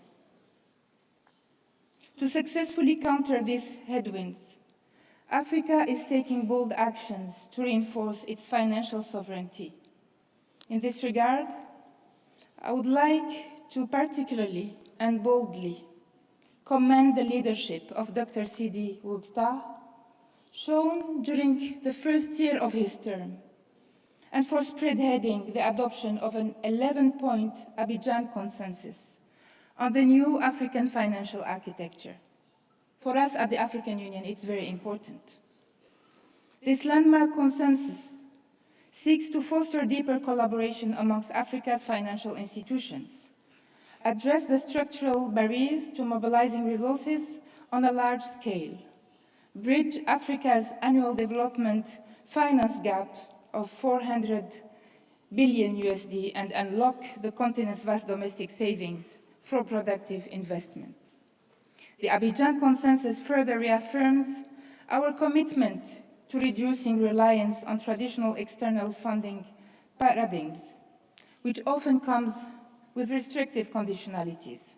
Instead, we must mobilize our own domestic resources, redesign our financial frameworks, and leverage our immense human resources and natural capital. To effectively fund this transformative agenda, there is a continental imperative need to look beyond conventional financing mechanisms and fully harness innovative and untapped sources of financing across our nations. Africa currently holds massive pool of domestic capital that remains severely underutilized or suboptimally deployed. We must aggressively unlock the immense potential of our insurance sector and institutional pension funds, transforming these domestic savings into long-term, patient capital for development. Beyond these, a vast array of other alternative financial instruments ranging from sovereign wealth funds, diaspora bonds, and green bonds to carbon credit and digital financial assets remain largely unexploited on the continent. I am deeply convinced that the African Development Bank, in collaboration with all African multilateral financial institutions, can work together, hand in hand, to enact the right regulatory reforms to create secure, de-risked investment frameworks that channel these domestic billions directly into high-impact regional assets, ensuring that African capital builds the African future. Excellencies, ladies and gentlemen, a landmark development that speaks directly to these priorities. The African Union has recently established its own African Credit Agency, AFCRA. This is a historic and transformative step towards correcting a long-standing structural injustice. For decades, Africa's access to fair and objective credit assessments has been constrained by a handful of international agencies that often lack deep understanding of our unique contexts, applying methodologies that systematically bias perceptions of risk on our continent. This has resulted in unfairly high borrowing costs, discouraged investments, and diverted billions of dollars away from development. The African Credit Rating Agency will change this paradigm. It will provide independent, transparent, and Africa-centered credit assessments that reflect our realities.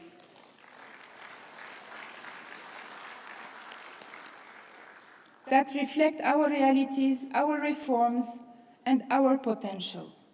By offering a credible, continent-owned alternative, this agency will empower our member states and financial institutions with fair ratings, reduce the cost of capital, attract more responsible investment, and enhance our collective financial sovereignty. It is not about lowering standards. It is about ensuring standards are applied with objectivity, integrity, and true understanding of our development trajectory. I call upon all our member states and the African Development Bank to actively support and utilize this vital new instrument. Excellencies, ladies and gentlemen, at the heart of this structural transformation lies Agenda 2063, the Africa we want. Whether we are building transcontinental infrastructure, accelerating industrialization, expanding regional trade, or building climate resilience, the success of Agenda 2063 depends directly on our capacity to bridge our financing gaps independently and strategically. To achieve the financial sovereignty necessary for this vision, the African Union is actively driving the operationalization of the African Union financial institutions, as stipulated in Article 19 of its Constitutive Act. These include the African Investment Bank, the African Central Bank, the African Monetary Fund, and the Pan-African Stock Exchange. They are designed to anchor our economic integration, manage continental liquidity, and stimulate intra-African investments. As a concrete step toward this unified financial ecosystem, I am pleased to report that, in line with the decision of the Assembly of Heads of States and Government at its 39th session, held in February 2026, the African Union is making significant progress towards the establishment of the African Monetary Institute.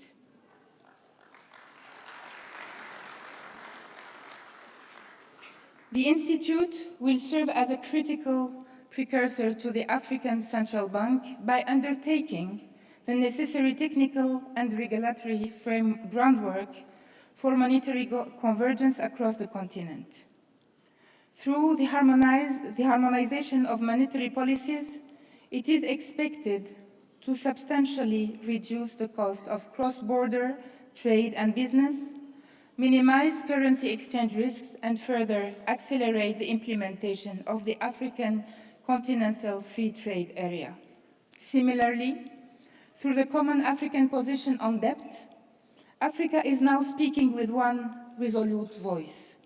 We are calling for a fundamental overhaul of global debt governance, fairer and more inclusive debt restructuring frameworks, and deep reforms to the international financial architecture, all while anchoring our economies in responsible borrowing, sound fiscal management, and absolute transparency and accountability.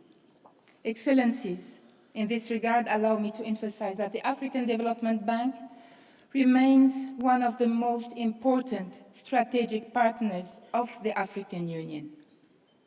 The African Union Commission deeply values our long-standing partnership, which has supported major continental priorities, from the AFCFTA to the Programme of Infrastructure Development in Africa, to list a few.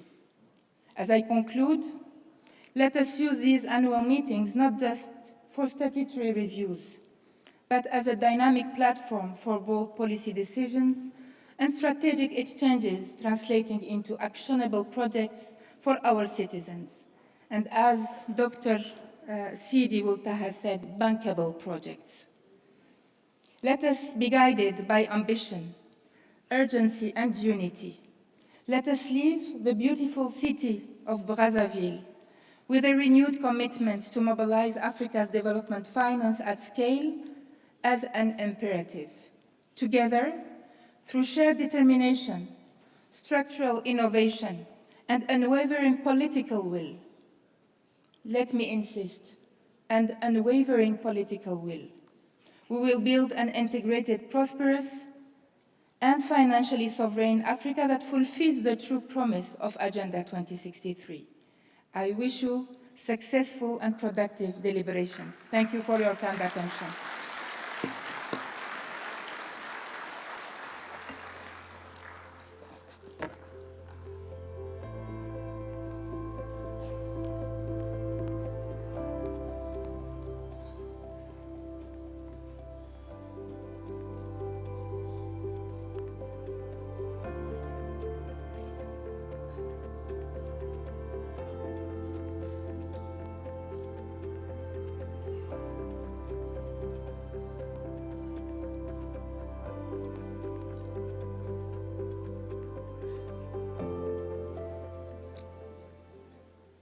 Thank you, Your Excellency, Ambassador Selma Malika Haddadi. Now, at this point, we will now move to the video of the Republic of Congo, our host country. So please enjoy the video. Thank you. Au cœur de l'Afrique centrale, la République du Congo se positionne comme une terre d'opportunités forte d'un potentiel naturel et économique remarquable, s'étendant sur 342 000 km². Elle partage ses frontières avec le Cameroun, la République centrafricaine, la République démocratique du Congo, l'Angola et le Gabon, et dispose d'une façade maritime de 170 km sur l'océan Atlantique. Le pays bénéficie d'un climat équatorial à subéquatorial avec une température moyenne de 25 degrés Celsius, une pluviométrie annuelle de 1700 mm et un ensoleillement tout au long de l'année avec une population estimée à 6,1 millions d'habitants, une densité de 17,9 habitants par kilomètre carré et un taux de croissance démographique de 3,2%. La République du Congo s'investit au cœur d'un espace économique dynamique en tant que membre des communautés régionales CEMAC et CEAC, représentant ensemble un marché de 174 millions de consommateurs. Notre plus grand trésor, le bassin du Congo, deuxième poumon vert de la planète. Il est au cœur de notre stratégie d'économie verte. Nous nous engageons pour une exploitation durable de nos ressources, la préservation de la biodiversité et le développement des énergies renouvelables. Investir au Congo, c'est aussi investir dans l'avenir de la planète. Son positionnement stratégique, renforcé par sa façade maritime sur l'Atlantique et le port en eau profonde de Pointe-Noire, premier de la sous-région, constitue un levier majeur d'intégration sous-régionale. Le Congo, c'est plus de 2000 km de routes bitumées interconnectées au pays, ce qui renforce sa place de carrefour de l'intégration sous-régionale en Afrique centrale, associée à des infrastructures modernes et à des zones économiques spéciales attractives. Depuis 1972, la République du Congo bénéficie d'un soutien de la Banque africaine de développement pour accompagner son essor. Plus de 50 ans de partenariat, 1,27 milliard de dollars investis, 46 projets structurants dans les secteurs clés de notre économie, l'agriculture, l'énergie, les transports et les finances. La banque accompagne le Congo dans son ambition de devenir le carrefour de l'intégration en Afrique centrale. Des routes qui relient, des routes qui désenclavent, des routes qui ouvrent les marchés. C'est tout le sens du projet de la route Ndindé-Dolizy, un tronçon stratégique du corridor Libreville-Pointe-Noire-Brazzaville, situé sur la route transafricaine Tripoli-Windhoek. Notre agriculture, elle aussi, se transforme. Avec le projet de développement intégré des chaînes de valeur agricoles, Prodivac, le Congo structure ses filières stratégiques, le manioc, le maïs, la volaille et le poisson. Notre ambition commune est de renforcer notre sécurité alimentaire, consolider notre souveraineté agricole et adapter nos pratiques face au changement climatique. Enfin, le Congo se connecte au monde de demain grâce à la dorsale à fibre optique d'Afrique centrale. 550 km de fibre optique vers le Cameroun et la République centrafricaine, et la construction du tout premier data center de la région. Une infrastructure à la pointe de la technologie, certifiée aux standards internationaux, pour accueillir les données de notre pays et de nos voisins.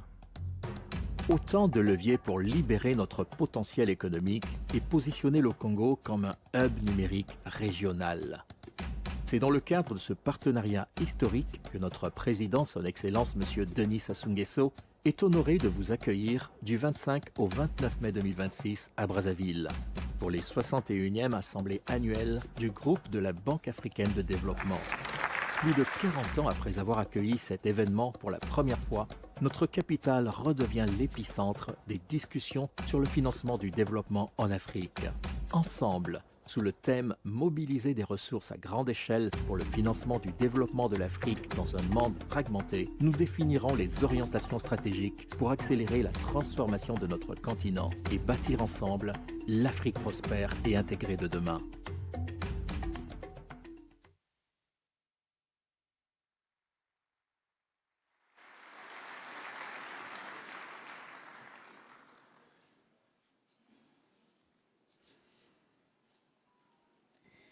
Excellence, Monsieur Denis Sassou Nguesso. Your Excellency, President Denis Sassou Nguesso, we thank you immensely for your hospitality. Matundo, thank you very much. At this juncture, I call on you to join me in welcoming the Grand Chancellor of National Orders for the decoration ceremony. Thank you very much.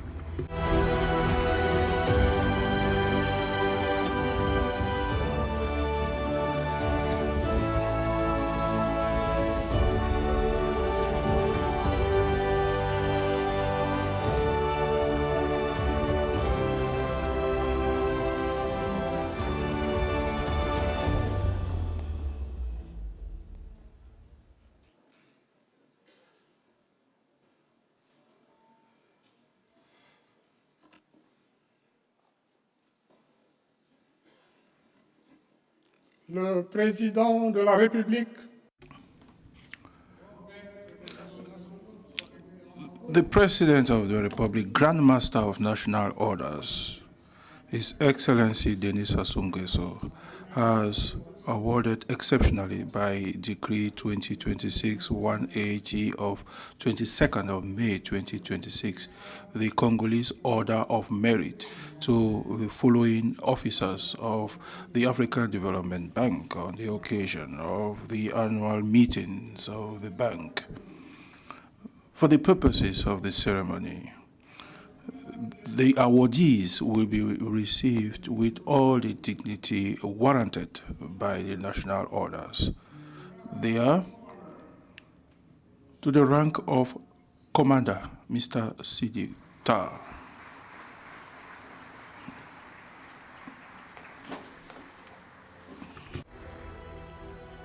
Monsieur Niemenire. Mr. Vincent Mehiele.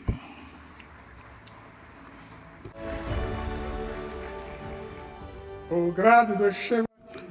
The rank of Knight, Mr. Thierry Junior Hott.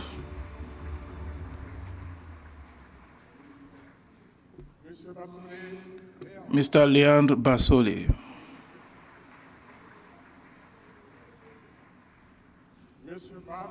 Mr. André Bass.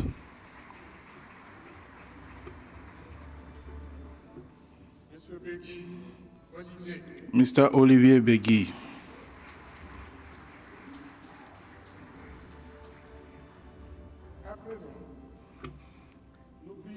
At this juncture, we respectfully call on His Excellency, the President of the Republic, the Grand Master of National Orders, to receive the awardees.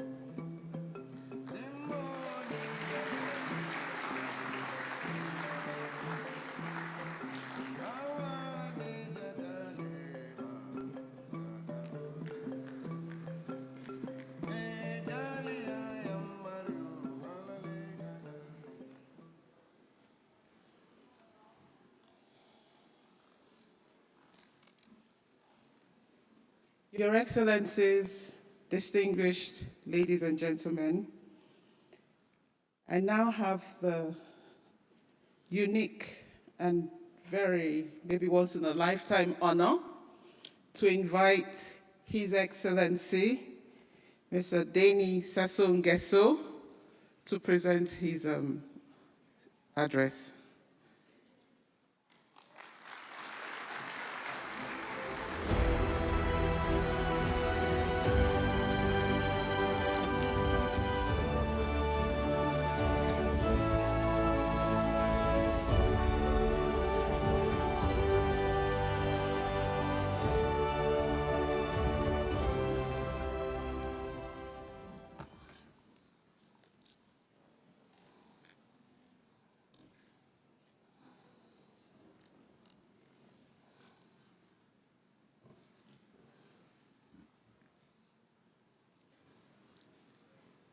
S'il vous plaît.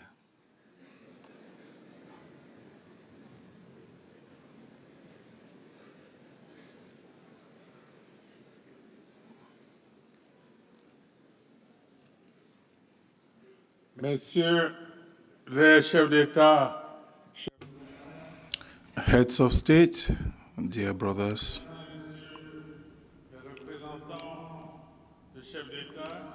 distinguished representatives of heads of state, Mr. Prime Minister, head of government,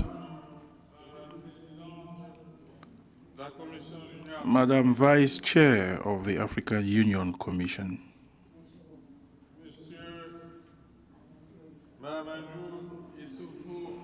Mr. Mamadou Issoufou, former President of the Republic of Niger and dear brother,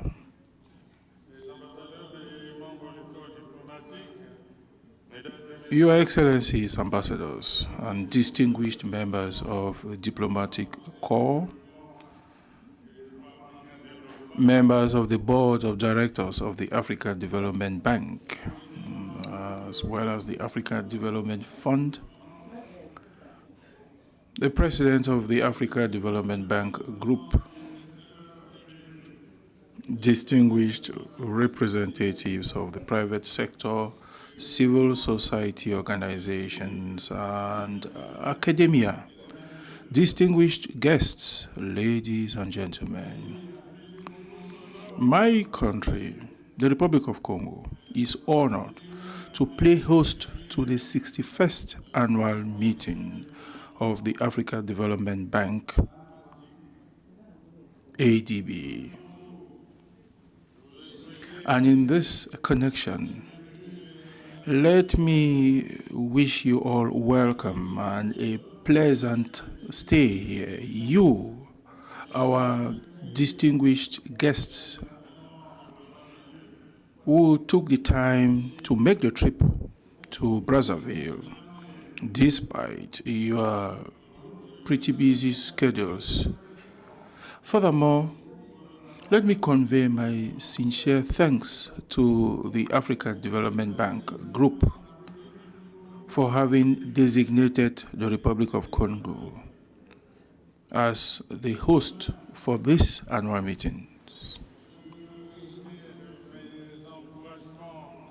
Lastly, my reiterated words of encouragement to Dr. Sidi Ould Tah, President of the Africa Development Bank Group, while expressing the wish that his term of office would usher in the consolidation of the achievements of the bank, increasing its resource mobilization capacity, enhancing its role as a catalyst for development finance on the continent of Africa.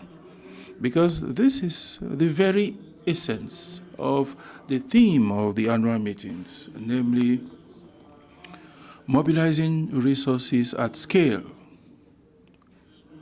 for development financing in Africa in the context of a fragmented world. Development finance for Africa henceforth requires more daring approaches against a sustainable and consistent backdrop. The needs are huge, immense in the areas of infrastructure, energy, agriculture, industry, digital world, health, education, vocational training, environmental protection, job creation, amongst others. Such development imperatives require new, daring, and well-suited responses in order to scale up the mobilization of African savings, as well as international capital, to be at the service of transformational projects. We need to deepen our financial markets, beef up our regional institutions, develop guarantee instruments, as well as risk-sharing and blended finance mechanisms and instruments. So, it does not just suffice to scale up resource mobilization, but to ensure that they are put to better use. They are channeled to the right purposes and to transform them into investments which would be able to sustainably transform the living conditions of our people. So you cannot make a divorce between financing and accountability. Ever since it saw the light of day, the African Development Bank has been supporting African countries in their development initiatives, supporting infrastructure projects, energy access, food security, regional integration, industrialization, private sector development, economic governance, and the improvement of the living conditions of our people. And as such, it is much more than just a financial institution. It is an instrument of African solidarity, a strategic partner of states, and a major lever in terms of the transformation of the continent. The bank should steadfastly stay faithful to its prime mandate to be the bank for Africa at the service of Africa, and borne by the trust of its member states and open to useful partnerships at the service of the continent's development. It should also continue to assist our countries in financing their priorities, enhancing their resilience, expediting their industrialization, and supporting their youth. In the process, building more competitive economies. And it should also continue its action towards a more fair international architecture, which is more attentive to the realities of Africa and more representative. The Republic of Congo has had and enjoyed an age-old, solid, and fruitful cooperation with the African Development Bank, which has led to major development projects having been supported in the areas of agriculture, infrastructure, energy, human capital, economic governance, and regional integration. Our country is continuing the reforms required to improve public governance, to strengthen planning, promote private investment to support industrialization, and to expedite economic diversification.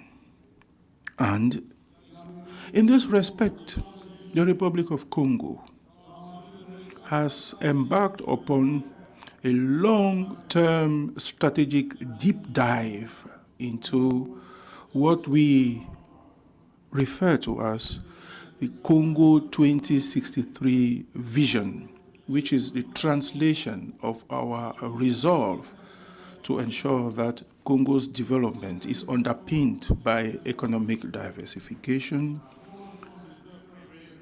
the mobilization or modernization of infrastructure, private sector promotion, and value addition given to human capital. And it is through such levers that we can meet the expectations of our people, especially the younger of them.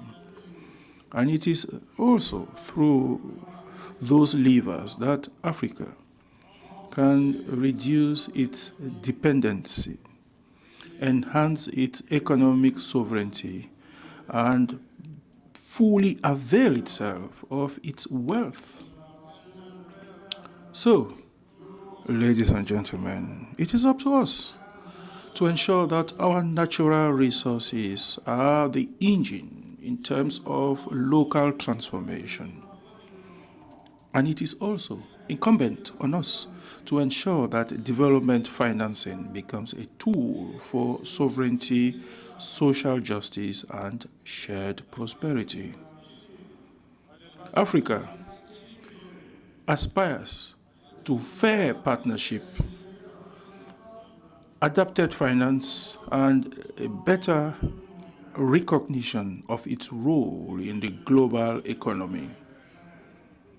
Heads of state, dear brothers here present, ladies and gentlemen, it is my wish that these annual meetings are fruitful and culminate into strong directions and concrete commitments towards a more resilient, more integrated, and more prosperous Africa for the benefit of our people. And it is on this note of optimism and trust in the future of our continent that I declare open the annual meetings of the Africa Development Bank Group for 2026. Long live Africa, long live the Africa Development Bank, and I thank you.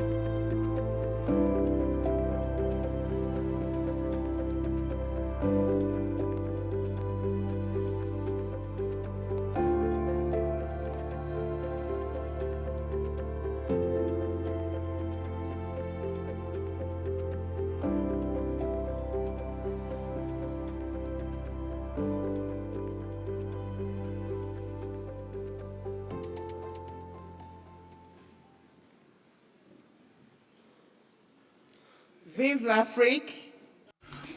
Long live Africa, long live the Republic of Congo, long live the Africa Development Bank.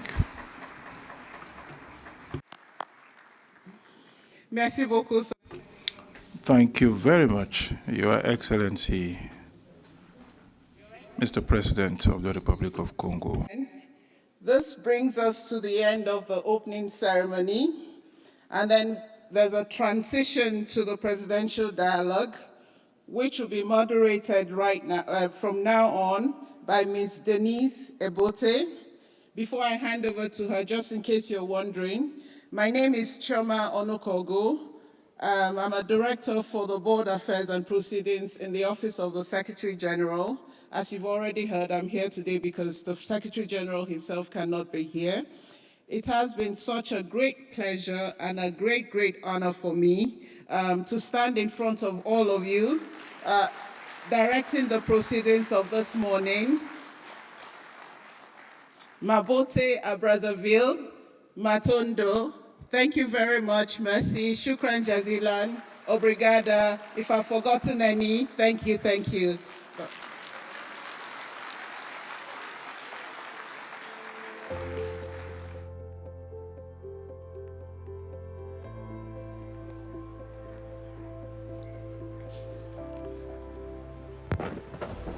Excellences, Mesdames, Messieurs, bonjour.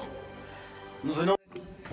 Good afternoon, Your Excellencies, ladies and gentlemen. We just witnessed the opening ceremony of the 2026 annual meetings of the African Development Bank, which has embarked upon a new trajectory since President Sidi Ould got to the helm of the institution, scaling up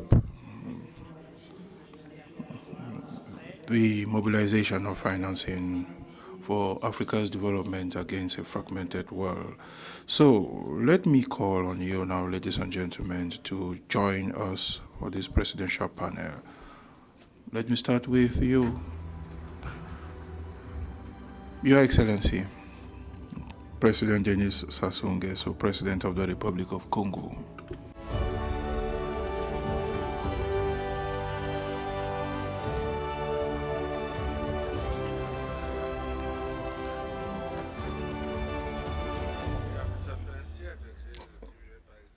Monsieur le Président, Son Excellence Archange Touadéra,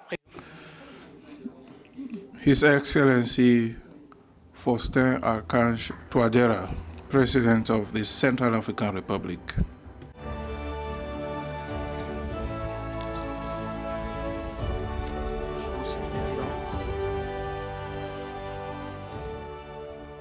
Son Excellence Brice His Excellency Brice Clotaire Oligui Nguema, President of the Gabonese Republic.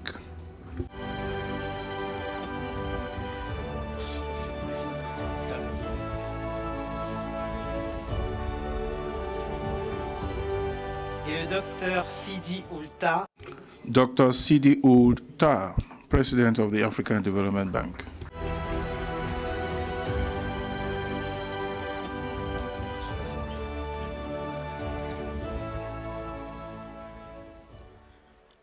je vous demande d'applaudir les panels. Please, a hand of applause for the panelists. Merci, Messieurs les Présidents. Merci, Monsieur le Président de la Banque africaine de développement. Your Excellencies, thank you. Thank you, Mr. President of the African Development Bank. We will have 2 rounds of questions, and time permitting, we will have a 3rd round. We have just 1 hour, and may I call on you to be very concise in your responses. Let me start with you, Dr. Sidi Ould Tah. This is your first edition of the annual meetings in your capacity as president of this institution, elected with a historic mandate and clear commitment towards bold reforms. What is the most important change you are bringing to the operation of the African Development Bank, and how will African countries and people be aware of this and feel the difference? Thank you very much. Let me tell you how proud I am to be here in Brazzaville on the occasion of these annual meetings since my election and assumption of duty on the 1st of September last year. As I have been saying, we have a paradox, a major paradox in Africa, which requires strong and bold actions, and those 7 transformation initiatives which I'm embarking upon for the African Development Bank should enable us to make of the bank more nimble, faster, to better address the expectations of African people, but also a bank which is able to convene and mobilize all economic stakeholders, African development finance initiatives, African savings, and also the private sector, starting with the African private sector as well as the international private sector.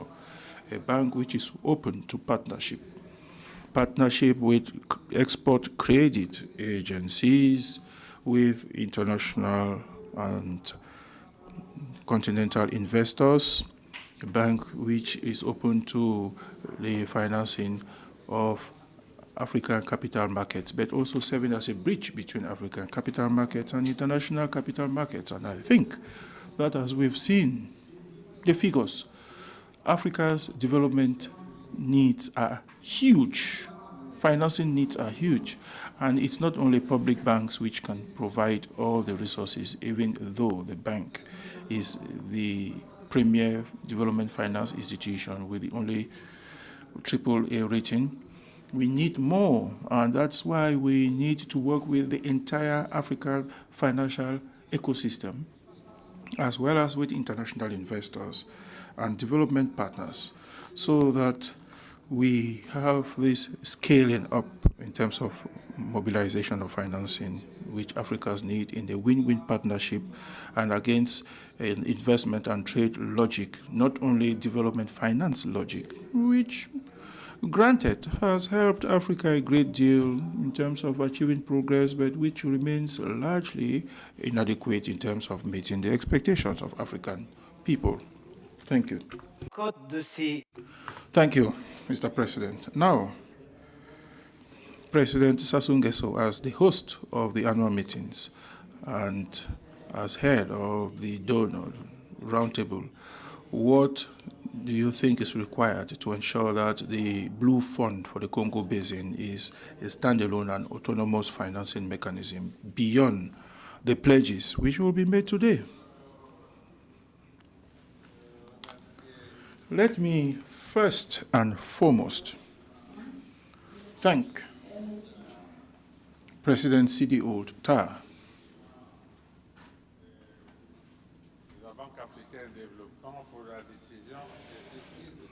as well as the officials of the African Development Bank for the decision taken to hold the annual meetings of the bank here in Brazzaville, which is an honor for us. And we think that as we are just exiting a groundbreaking presidential election, the time has come for us to expedite our country's development, to fasten the move towards the development which we had announced to our people. And we have set our sights on the youths because we need to empower our youths with a bright future in terms of progress. The youth are actually at the very heart and core of our own program. And we think that the program which we will implement, which aims at scaling up agricultural development, ensuring local transformation and processing of our natural resources, the development of such basic infrastructure as transport infrastructure, the development of the energy sector, because without energy, we cannot achieve development, you know.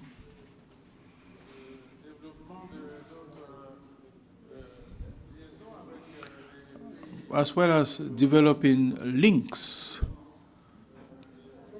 with neighboring countries. We are building roads to link our country with the Gabonese Republic, we are building Corridor 13, which will link up with Central African Republic and Chad.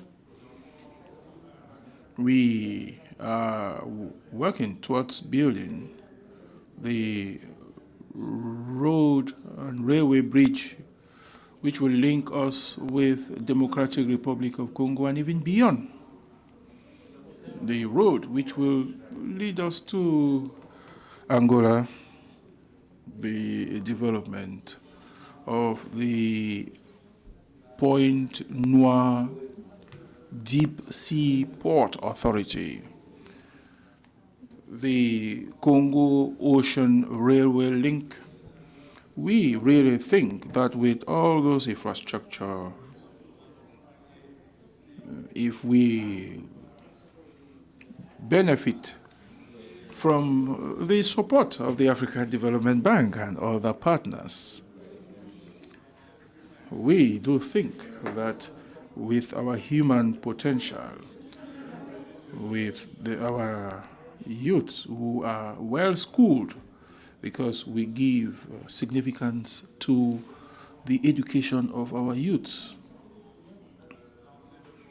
And for the benefit of our people, we have launched the program to build 13 referral hospitals, 4 of which have already been built and others which are at 70% completion.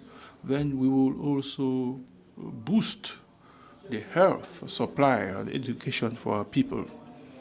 Well, Mr. President, you are keen on this Blue Fund for the Congo Basin and saying that it is successful. Well, with respect to the Blue Fund, we will soon be having a round table. But what are you expecting? Well, we are expecting the financing of about 70 projects which are already bankable. And we are of the view that should our partners lend us assistance, then they would have also contributed to the sustainability and the preservation of this huge Congo Basin, and for the good of the planet also. We have 70 projects which are ready, and we will be discussing this at the round table to seek financial assistance. Thank you very much. We will be coming back to the project which you are referring to. Let me now turn to President Archange Touadéra.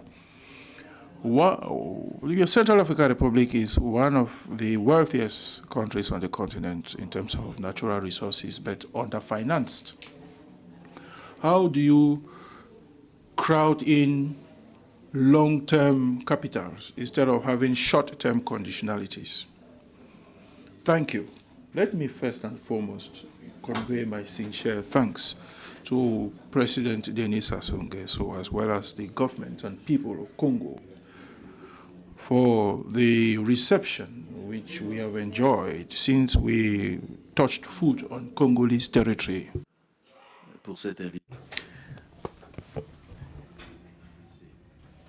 So indeed, thanks for this invitation. As you did mention, the Central African Republic is a country which recently exited crisis about 10 years ago, and so today we are marching towards development, and so we are reflecting on these stakes. It is the will of our people. It's true, you did mention we are one of the least financed countries, and so it is for this reason that our institution, the African Development Bank, is important for us, because we hope to get many projects from them, and I would like to commend the work they are doing.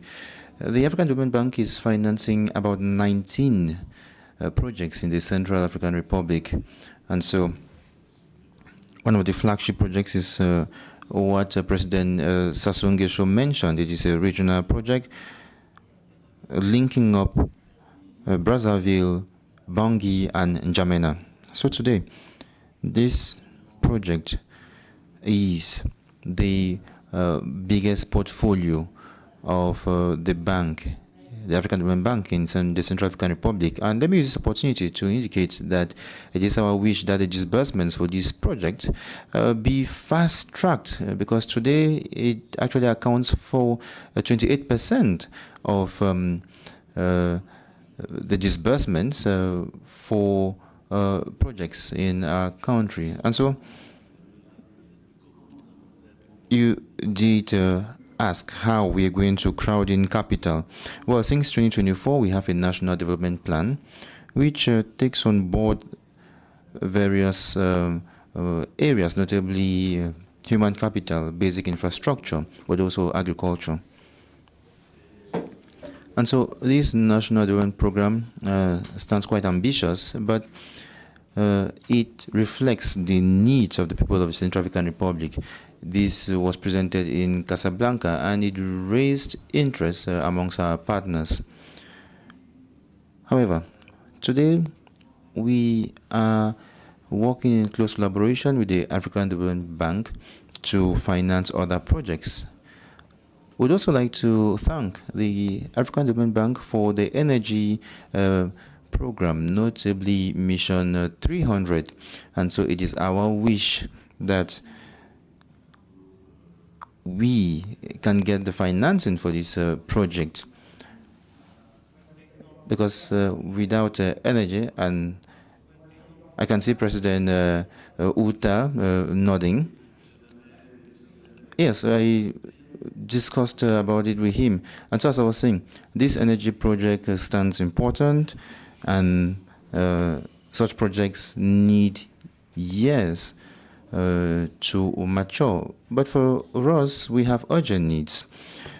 As such, we think we could have some intermediary projects, as was presented yesterday. Yesterday, we did showcase solar kits, which could help our people who are in dire need of energy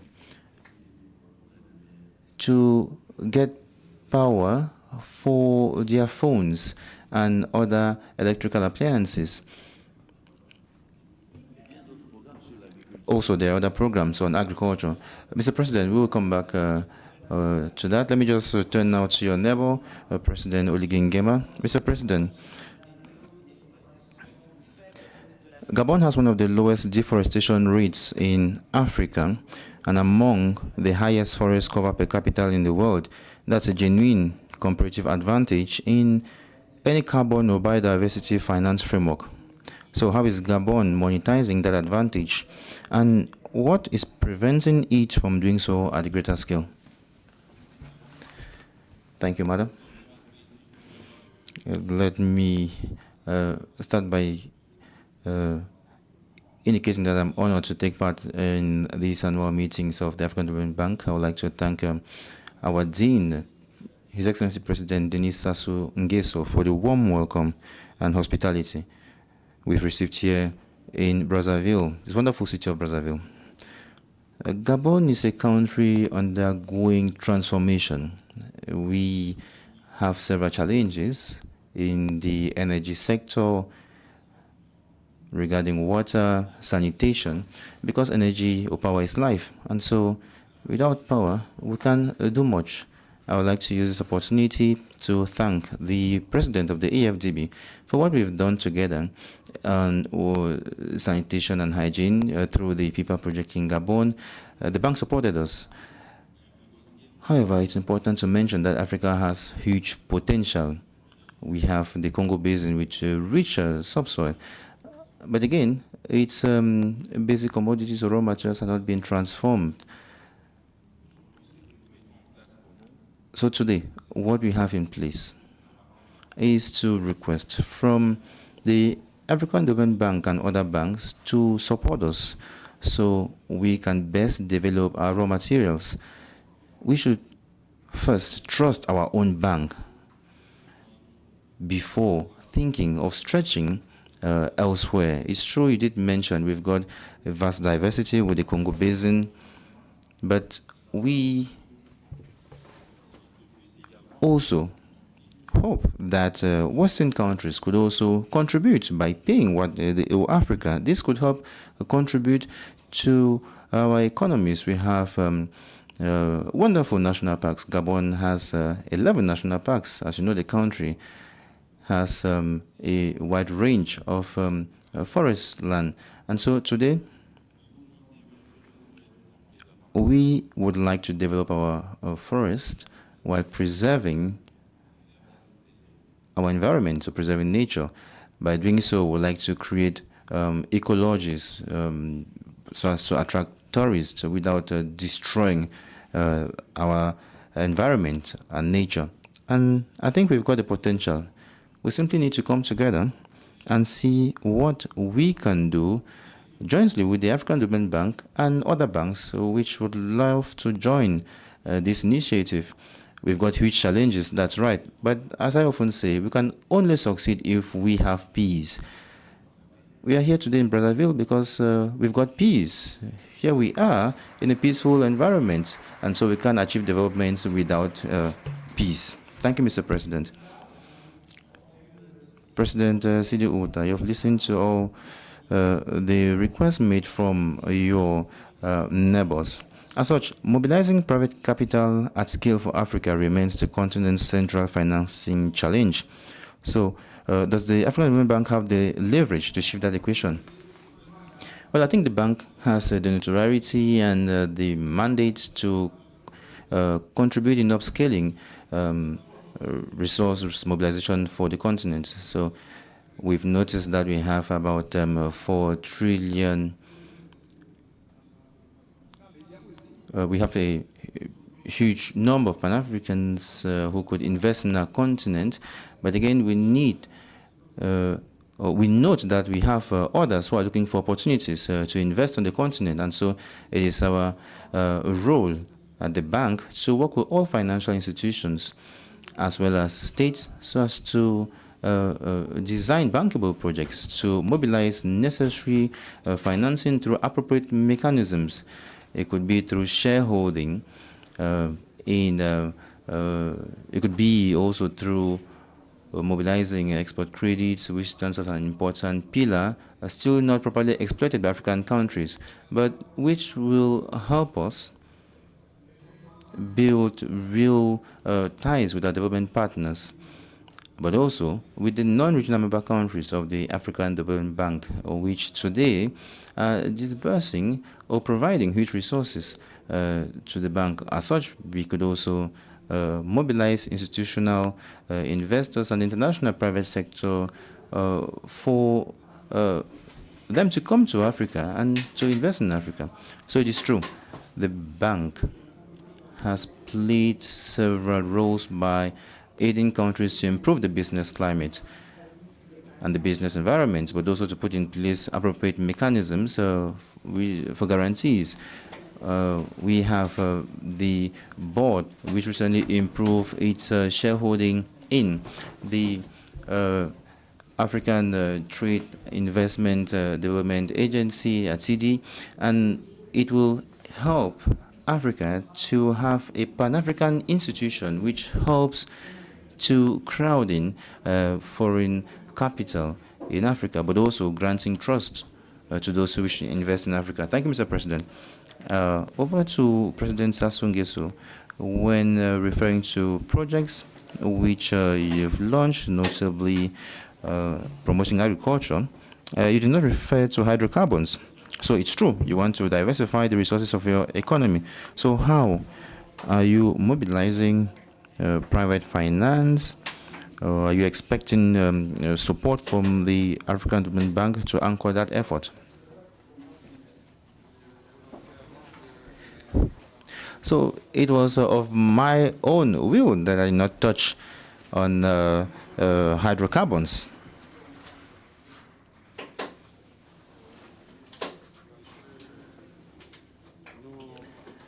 Well, clearly because we would like to develop non-oil sectors. But that's it. The oil and gas sector are important sectors. We've launched liquefaction processes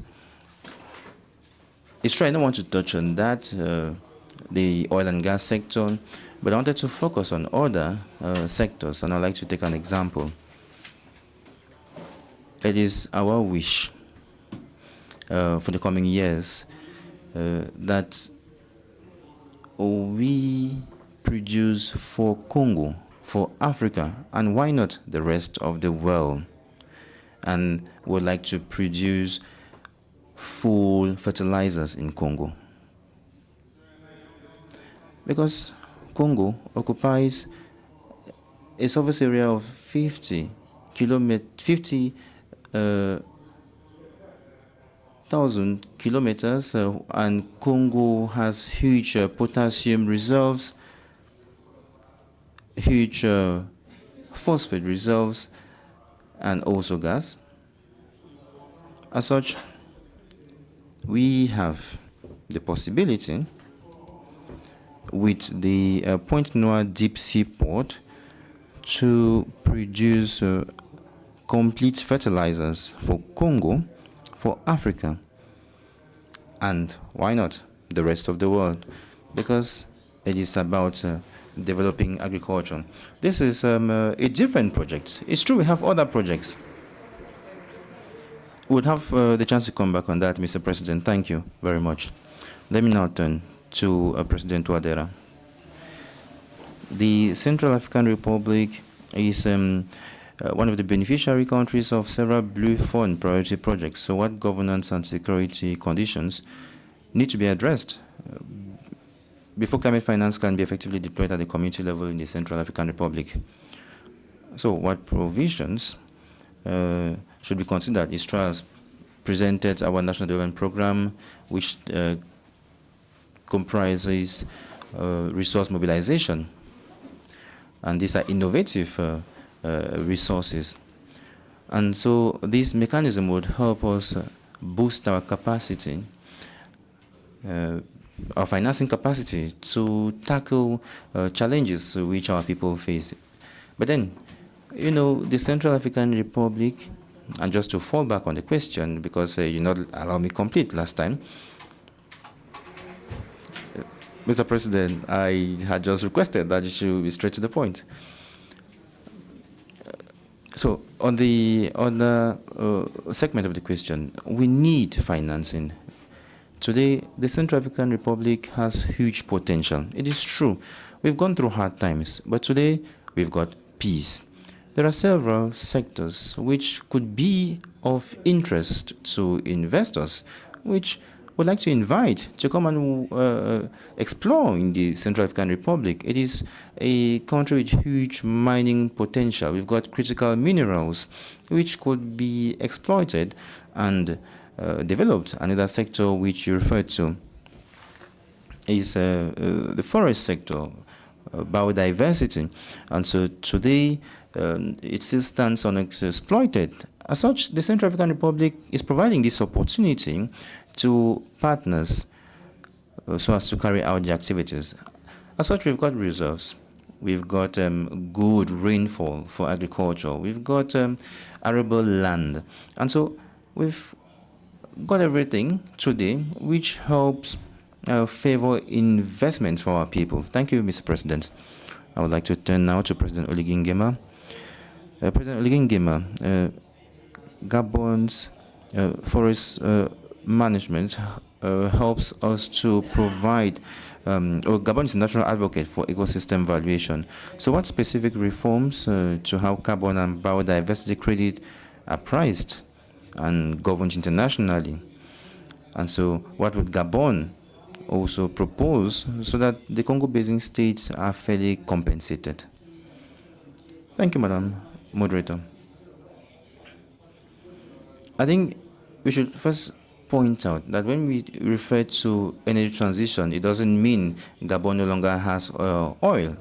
I keep on hearing that Gabon no longer has oil. We still have huge huge reserves rather, which could hold for the next 50 years. And so our future in our view, is in the mining sector. We have the Belinga mine, which accounts for 5.5 billion tons of iron ore, and we can extract about 230 million on a daily basis. That is our challenge, and that is Gabon's future. We've been able to build a deep sea port in Gabon, and so I would like to invite investors here present and worldwide to come to Gabon so that together we can develop the deep sea port at Kobe Kobe so as to extract all the iron ore which we have. Also, the electric rail, accounting for 500 kilometers, is also one of our projects, and so there is huge investment potential. Biodiversity is not shoved to the back. We have today carbon credit. We created an agency, Agadef, which is working to ensure that the carbon credit we have is valued. How do we sell this? How do we market it? And how it is beneficial for our economy? And so we are able to draw experience from the Djibouti or the Djiboutian model. So we learned from Djibouti, and we're doing that in Gabon. As such, we trying to ensure that this money is gotten and reinvested. We have passed several laws. Our agency is recognized and is working normally. Also, we have revenue, which I wouldn't present here, but again, we've got huge revenue which we've collected and which are the fruits of that agency. Over to President Outa. The theme of this annual meetings is a call for Africa to strengthen or develop its development financing at scale. So how should African governments operate henceforth? I think for the African Development Bank Group, we are at the start of a new phase. For this new phase, the bank will increasingly act not just with development financing institutions or as a development finance institution, but is going to act as a platform which brings together stakeholders continent-wide. As such, we are going to work in close collaboration with government so that together we can have the best investment conditions for private investors from Africa, but also globally. We shall protect their investments, but also provide the facilitation for them to carry out business in the best conditions possible. As such, the bank will work to support African governments to improve their business environments. The bank will also work with partners on the continent from the private, but also the public sector, so the bank can generate resources and meet the needs of the people of Africa, so that the huge financing gap which the continent is facing should be bridged effectively and efficiently through a win-win partnership. This will give Africa the possibility to finance its own development, but also it will help our partners to gain money from Africa, because we need to create conditions for our partners to make gains also. It will help us crowd in more foreign direct investment. Thank you, Mr. President. Over to you, President Sassou Nguesso. You were referring to the 70 projects a while ago, which you're going to, which was a key aspect in the donors roundtable. Do you have any key aspect which is up for discussion in this respect? A while ago, I referred to energy.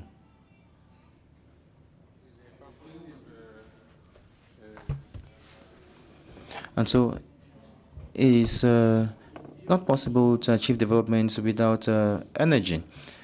As such, the Congo Basin has huge potential. We have hydropower. We have solar power, which we could generate, for countries of the Congo Basin, but also beyond the Congo Basin. We can also generate electricity. And so I think in the electricity sector, there is a huge potential, especially with the Congo River. We've got the Inga too, and we are working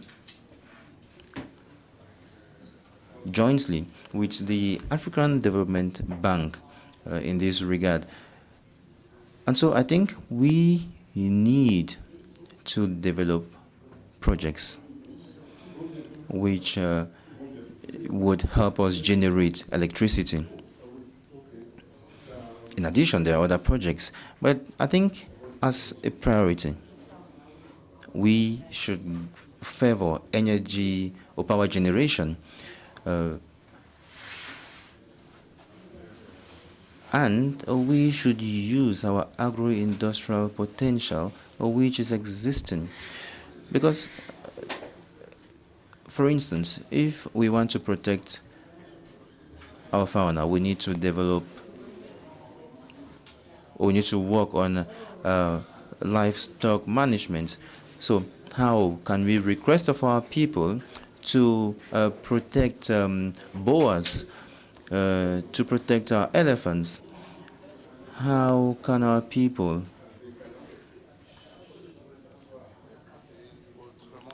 get other sources of proteins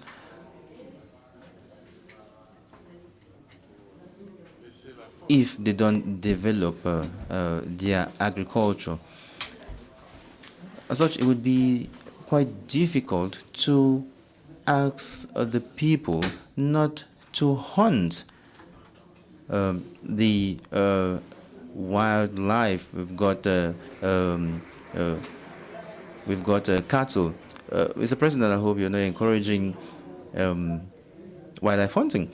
Well, no, what I'm saying is we need to actually support and help the people so that they can properly carry out cattle breeding.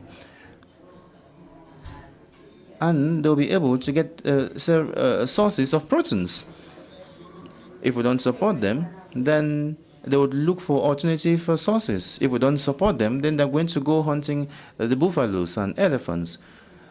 As such, I think we need to help our people to turn towards agriculture, to turn towards livestock rearing, and also to provide power to them. Thank you, Mr. President. We've gotten your message. President Archange Touadera, for a landlocked country like the Central African Republic, what are you expecting from regional banks and also the African Development Bank in terms of support? We already have an important project with the AFDB. It is CD13, which I had mentioned a while ago, but this is not sufficient. It is just one of such projects to help open up the Central African Republic. But just as President Sassou Nguesso mentioned, as a country, we need power supply. We need huge power supply for our people. Without huge power supply, we would not be able to achieve development for our country. As such, we support the Mission 300 initiative because we have hydropower opportunities, notably through Lobai, which would help generate power for the Central African Republic. In addition, there are other projects. We began the PV, the photovoltaic project, but it doesn't cover the entire country. For landlocked areas, we are working with the African Development Bank. We have several road stretches, notably Brazzaville-Bangui, but also we need to work on the Bangui-N'Djamena stretch, which will help open up locked areas. more so, we have other infrastructure projects. We have projects on for the agricultural sector. As such, we are requesting support from the bank. We've already presented this in our National Development Plan. Thank you, Mr. President. One last question for you, President Oligui Nguema. You took office with the aim of rebuilding institutions. You have you're working to tackle 40% of youth unemployment and to diversify an oil-dependent economy. So in a fragmented global financing environment, what are the most realistic sources of capital for that transformation? Thank you, Madam Moderator. I think huge reference has been made to our rich subsoil and wealth, but we are forgetting something, which is very important, and that is human capital. Human capital comprises our youth, and the youths are looking at us today. That is Africa's wealth. Should I say the best wealth we have in Africa? And so, without human capital, without these labor force, how shall we transform our raw materials, basic commodities? We need to train, we need to train engineers, we need to train staff in hotel management for them to take the lead later on. Yesterday, I was listening to our Dean, President Sassou Nguesso, who was here referring to Pan-Africanism. But if Pan-Africanism worked, it's because some people believed in themselves. And so, for the youth, which is growing, we need to believe in our youth. We need to give them the opportunities to succeed. And so, if we grant them such opportunities, then we would simply see as development slips in smoothly. We wouldn't have to stretch our hands elsewhere. We'll be able to search and explore within Africa. We can develop our own resources with the huge human capital we have on the continent. Thank you, Mr. President, for your response. I'd like to thank Your Excellencies, the Presidents, for your responses. But before you leave the stage, you heard from the African Development Bank President his goals. And so the African Development Bank is writing a new page in its history. As such, I would like to ask if there is a word of advice you would like to share with him today. What will that be? And let this assembly stand witness. Mr. President, a single word, please. What can you tell President Sidi Outa? Well, I'm waiting for him to listen to me because he seems to be talking with the President next to him. Mr. President, now he's listening. One word as an advice. I will simply say, we trust you. President Touadéra, over to you. One word. I would like to request that he brings his offices closer to countries, because often we face difficulties in fast-tracking priority projects in our countries. President Oligui Nguema, over to you. Well, my advice to the EFDB president is to be brave and not be discouraged in what he is doing. He knows best our economies compared to all other banks. As such, he is the best fit to support us here in Africa. It is our bank, as he did mention a while ago. Your Excellencies, Presidents, thank you very much. We've come to the end of our presidential panel. Please give a round of applause for your distinguished panelists. I would like to invite you to please rise for a group picture. Thank you. Non, non, non. Si vous voulez. D'accord.